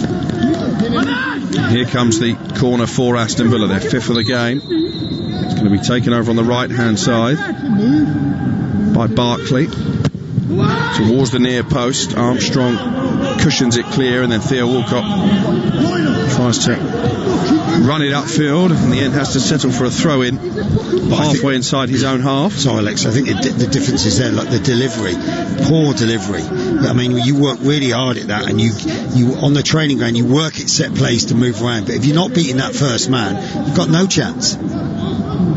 Dean Smith stands arms folded, vastly experienced manager, more than 400 games in the dugout, but difficult afternoon so far, picking up really where Villa left off in the second half against Leeds. And I think you look at the bench, we were looking earlier about what changes can he make. That's been the core of them so far, why they've done well, because they've kept a settled side. Be interesting if he does get a few options and makes a few changes, but when is he going to do it? Ryan Bertrand has just rolled off the pitch there after a tackle. I think he'll be okay. The left back for Southampton. Aston Villa needed a win today for their best start to a top flight season since 1930, when they went on to finish as runners-up, but barring something quite miraculous in the second half, that isn't going to happen. Here's Oriol Romeu back inside Saints territory, the shaven-headed Spaniard. Now Yannick Vestergaard, scorer of the opening goal, into the feet of Walcott, just rolls it back for Romeu once more. Aston Villa have been better organised in this second half, but Danny Ings has made a run in between Mings and Ezri Konsa. Theo Walcott not quite able to find him, and then Mings has been fouled by Armstrong, and Villa have a free kick. But again, Theo coming inside in that pocket as a fullback. Do you go in there? Do you really want to go in there and get on the ball? So both him and Armstrong are finding them little pockets inside, and like I said, a little bit more pace on that ball, and Danny's straight in on goal. But you know what, I've been really impressed with Theo. I've got to be honest, I wasn't too sure when he was coming back where he was going to play, how he was going to play, but like I said, Ralph's got him in, driving off the left hand side. He's done really well in the first 55 minutes. Yeah, 10 minutes gone in the second half. Aston Villa 0, Southampton 3. James Ward-Prowse with a couple of delicious free kicks in the first half, and Yannick Vestergaard with a header to give Saints the lead initially. Again, goes back to that second free kick, the way that the wall was set up. I'm still not having where the wall was meant to be. To me, the wall is the wrong side for a start, especially someone with the ability of James. And will that have been part of Dean Smith's half-time mantra, don't give away any more free kicks within range? As a player, mate, I'd be saying to the rest of the boys, don't give silly free kicks away in these sort of areas. The thing is, they were given a warning to the first one, and obviously still gave away a sloppy free kick. It'd be fascinating if he does get another free kick within that kind of position, to see if he was to go for the same corner again or try something different. Here's Che Adams looking for Armstrong. Armstrong shoots goal, wasn't it? Just past the post. I think Martinez probably had his angles covered, but another shot across the bows for Aston Villa. This is great for Southampton. Like I said, he's meant to be playing out on the right. He's more or less in the centre of the goal. The manager gives the wide players the freedom to come, and really, knowing what Stewart started, he'd have been disappointed not to hit the target there. But he was looking to get the bend, and if anything, it went the other way. He's such an important player, isn't he, Stuart Armstrong? Bit of an unsung hero, but Southampton are a much better, a much more energetic side when he is playing. Do you know what? It was the same for those like Stephen Davis and that as well. Fantastic midfield, not really given the credit that he deserves, but you can tell why the manager is picking him week in, week out, because he is a quality player. Stevens plays the ball down the line. Adams trying to put Mings under pressure. Mings clears left-footed over halfway, and then Watkins chests it down neatly for Barkley, but it's given away. Walker-Peters now in the right-back position for Southampton. Plays it to Ward-Prowse, flicked forward by him for Armstrong, and he's skipped away from Mings. Danny Ings made a great run to the edge of the area. Here is Danny Ings, shoots right-footed, and he finds the corner. That is a blockbuster from Danny Ings, and Southampton's afternoon gets better and better and better. Aston Villa 0, Southampton 4. What you were talking about there and we were talking about, Stuart Armstrong drives inside. As soon as he's given out to Danny, you know where he's going to go. He's going to come back on that right foot. But like I said, Matty Cash, you've got to get tighter. You know he wants to come back on that right foot. You've got to force him out onto the left. Really, for me, even though it's a wonderful finish from Danny off the crossbar, from a defensive point of view, you've got to stop him coming back inside. But what a finish. An absolute beauty from Danny Ings. Scores against Aston Villa for the 5th time in 6 appearances. I said to you at half-time, Jason Dodd, that he won't be happy that Southampton are 3 to the good, and he hasn't scored yet. He has now. And even with that double from James Ward-Prowse, that might just be the best goal of the night. It was a beautiful shot into the corner. Typical centre forward, wants all the glory. James does all the dog work and gets 2 wonder goals, but he cannot be kept out of the headlines. But that's what Danny does. It's just amazing. But again, you do your homework on the opposition. Like, they would know that from James's free kick. Here he is again. Trying to turn provider this time for Ryan Bertrand, well forward. Here's Ward-Prowse on the edge of the area, fancied the hat-trick, and he latches it over left-footed. They're running riot here, the Saints, and James Ward-Prowse just for a moment was eyeing the treble, Jason. You've got to worry for Aston Villa at the moment. They're just nowhere near the levels that they've shown early in the season. They're giving the ball away, they're not defending as a group. Southampton, they're just running riot at the moment. And players, you've got Bertrand going down the line, James is coming in, everyone wants to get in on the act. I wonder what Dean Smith will be making of this. After that heavy defeat against Leeds last time out, Aston Villa's early season optimism is wilting away. You sense with half an hour to go there could well be more goals in this for Southampton. And you can sense as well that the manager's able, he's going to make some changes. He's got 2 more subs that he can make. I'm sure that he's going to give Shane Long a run out. The only problem will be is no one will want to come off. They know that there's more opportunities of goals in this game, so they won't want to come off. So it'll be interesting to see what Ralph does. Danny Ings will want to stay out there, won't he? Yeah, you're going to drag him off the pitch, mate. Hour played. Villa have a free kick right on the edge of the centre circle inside the Saints half. It will be Matt Targett, the former St Mary's player, who takes it short to Douglas Luiz. Just going to try and scoop this into the box. It should be an easy one to defend from Vestergaard. He heads it up but not really away. Ezri Konsa, bit of juggling on the edge of the box, and the cross is going to come in from Trezeguet, and a defensive clearance away from Che Adams, and maybe now Southampton can hit on the counter because Villa. Armstrong trying to find Ings. Slightly overhit the pass, and it will be an Aston Villa throw. But Villa, you can't. I know they look to move the ball, Matty look move the ball, but you're chipping balls into the box, and in theory you've got Vestergaard who's winning absolutely everything. You've got to keep it. If you're putting the ball into the box, see where he is and isolate him, and then pick out somebody else. But it's too easy. Here's Grealish for Villa. Good challenge by Jack Stevens, getting back there to concede the corner just as Grealish was maybe considering pulling the trigger. Southampton now have the same goal difference as Everton in second place, but remain in third. I think by virtue of goals scored, one more goal they would be up to second, at least until Everton play Newcastle at St James's Park. I'll give you the full lineups from those games in just a moment. A couple of interesting changes from the Toffees. But here comes the corner for Villa, taken short again between Grealish and Barkley. The return ball to Barkley didn't quite find him, but he's got it back now on the edge of the area. Here's McGinn out to Grealish. Grealish dribbling into the box and scooping across it for Tyrone Mings, and Aston Villa have got one back. Tyrone Mings with a header, glancing it beyond McCarthy and into the corner. It's his second goal of the season. Barely a reaction from Dean Smith, but it's Aston Villa 1, Southampton 4. As soon as you start talking about one more goal for Southampton, we'll take him up to second. That's what happens. Short corner that goes wrong for a start. I think it was Armstrong should have cleared the ball, didn't. Ross Barkley, great ball in, and then played wide to Jack Grealish. Come on his right foot, wonderful delivery in, and a great finish, to be fair, for Mings. But from Southampton had the opportunity to clear the ball there. You don't clear your lines, and it gave Villa a chance to get the ball in. McCarthy furious that his clean sheet has disappeared now. Let's just update you on those teams for the 2 o'clock game. Newcastle against Everton. One change for the home side to the team that drew 1-1 at Wolves last Sunday. Sean Longstaff comes in place of Ryan Fraser. So it's Darlow in goal, Cher, Lascelles, Fernandez in a back three, Murphy and Luiz the wing backs, Almiron, Hendrick and Longstaff in midfield, Callum Wilson alongside Sam Maximan up front. Everton, I mentioned already, Jordan Pickford dropped for the first time in 120 Premier League games. 5 changes in total from Carlo Ancelotti. The big one is that Robin Olsen starts in goal. John Joe Kenny also comes in at right back, while Niles and Kuku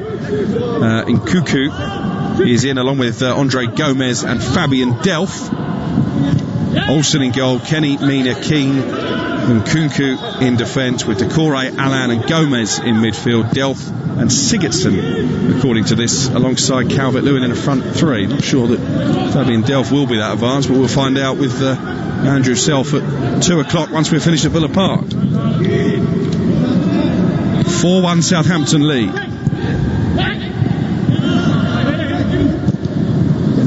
Scooped into the area by McGinn. Barkley nods it towards Grealish. Here is Douglas Luiz now into the feet of Trezeguet. I mean, another goal, Jason, for Aston Villa, and Southampton might just get a bit nervous. Well, they've got a little bit sloppy, if I'm honest with you. I said that it's gone from being in total control, managing the game, to giving the ball away. Like then, to be fair, that was a bit harsh. It didn't look like a free kick, but like Villa, we mentioned funny things happen. Like I said, why you do that when you're in total control? Problem is, if you lower your levels, it's really difficult for them just to get back up to where you got to. So I'm sure that's what Ralph is barking at the players, just to carry on with the quality that they've been doing in the first 60 odd minutes. Yeah, it was a perfect performance, wasn't it, for the first hour of this game? But that goal from Tyrone Mings maybe has just given Villa a little bit of hope. They have won 6 of their last 9 in the Premier League. Aston Villa, having survived relegation on the final day of last season. Here is Barkley, right, try and get a shot away from the edge of the area. The door was quickly closed by Ward-Prowse. And here is Cash linking up well with Watkins. Southampton sitting deep all of a sudden. Douglas Luiz now for Villa has the ball and plays it back into Mings inside the centre circle. Mings strokes it out to the left hand side, and Targett, his cross into the area is nodded clear by Stevens, and it will be a Villa throw level with a penalty spot. See, that goal makes a massive difference. Like I said, for the last 5 minutes, Villa are linking the play up, they're getting it wide, they're getting in the areas that they did do in the first 5 or 10 minutes, but now they're getting that little bit of quality in their delivery, and Southampton look a little bit ragged. McGinn and Grealish combining. Down by the left corner flag, plenty of white shirts between Grealish and the penalty area. One of them, Shea Adams, momentarily wins it back, but McGinn's away from Adams, and Walker-Peters has to come across to clear. And it shows that Villa are putting the pressure on, that Shea Adams was back there defending the edge of his own penalty area. Here's McGinn, low cross blocked by Walker-Peters, another throw for Villa.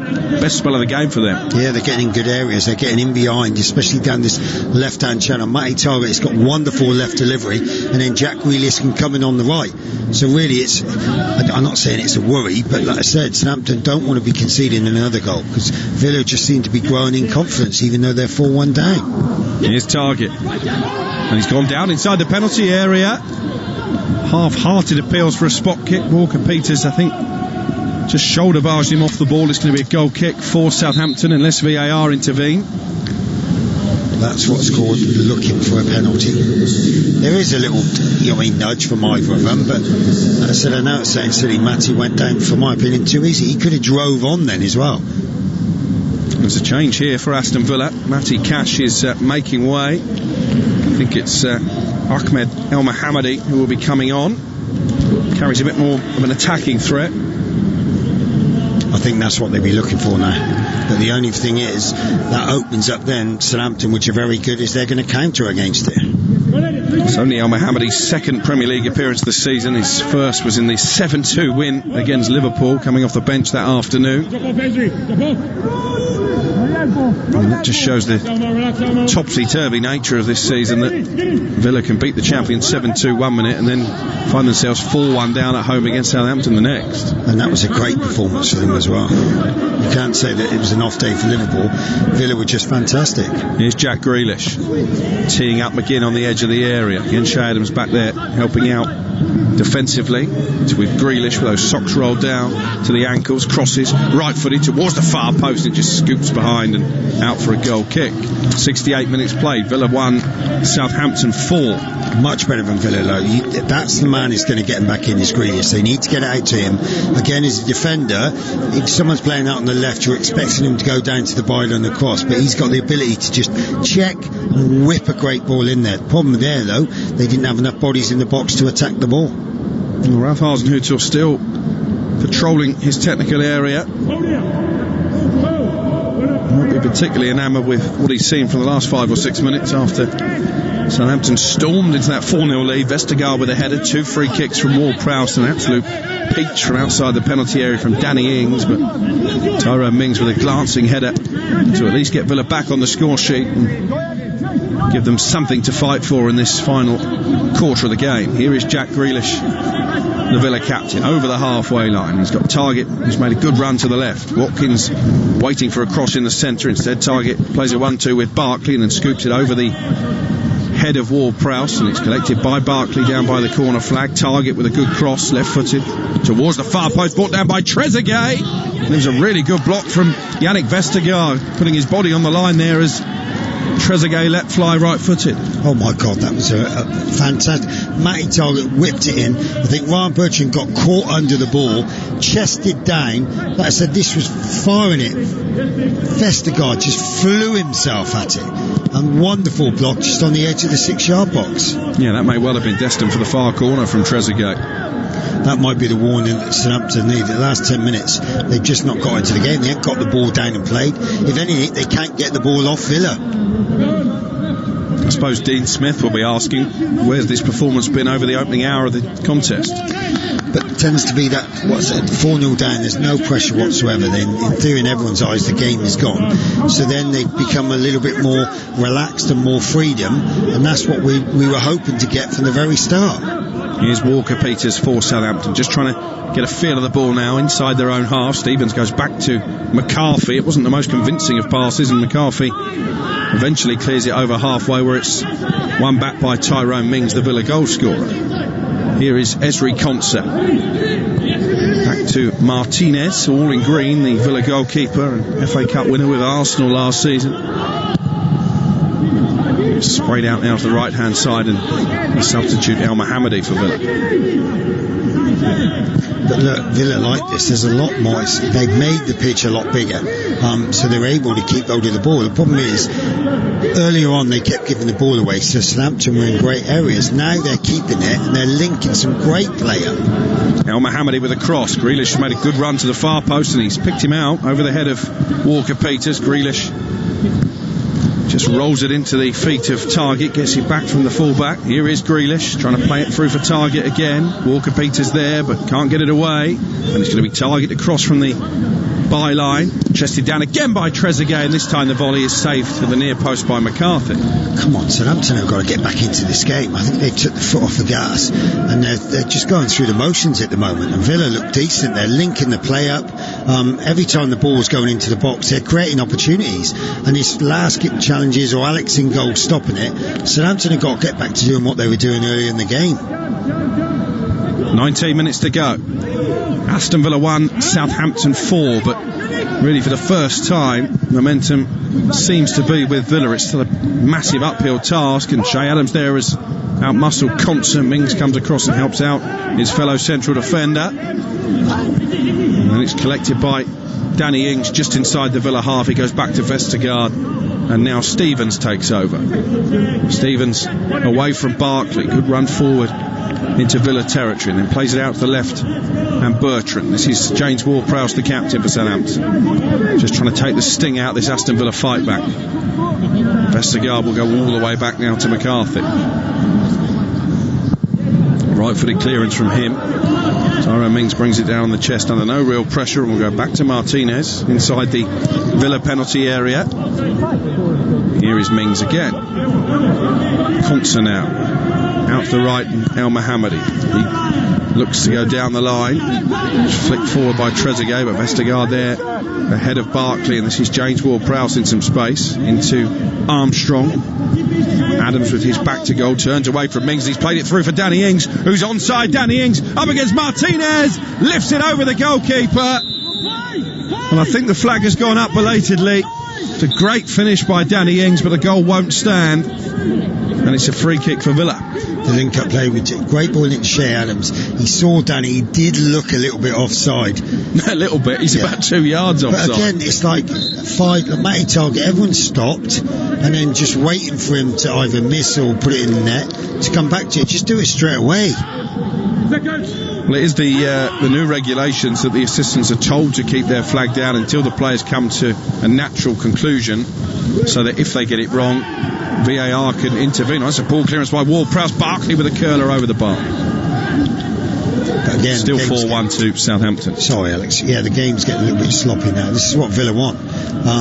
Southampton have given the ball away. That's on the edge of the box. I think it was Jack Stevens, I think it was. Didn't realise what was going on. Straight to Ross Barkley on the edge of the box, and he had a shooting opportunity, but just put it over the bar. But Southampton need to manage. They're not managing the game at all well at the moment.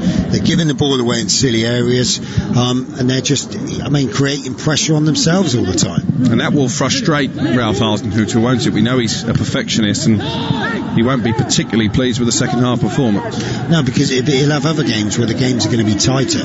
Well, we can't be doing this against a side, even if this game is 2-1. Villa are dominating possession and creating chances all the time. So really, he'll be looking at the next game. I think what's the next game for them? Newcastle. That's what he'll be looking for. And he won't be happy at all. Newcastle in action in around about half an hour's time, taking on Everton, the second of our 4 live commentaries here on Premier League Live this afternoon. Manchester United against Arsenal is a 4:30 kick-off UK time, and then at 7:15 Spurs entertaining Brighton. And 2 more matches tomorrow as well. The big games coming thick and fast at the moment as Villa launch a long ball forward, trying to seek out Watkins on the edge of the area, only cleared as far as Barkley, and Barkley manages to poke it through the legs of Romeu and out to El Mohammadi, whose cross is well dealt with by the leaping McCarthy as the ball's safely in his white gloves. But that's what you want as a back four. Like I said, it went a bad ball into the box, but he's like, you could hear keepers,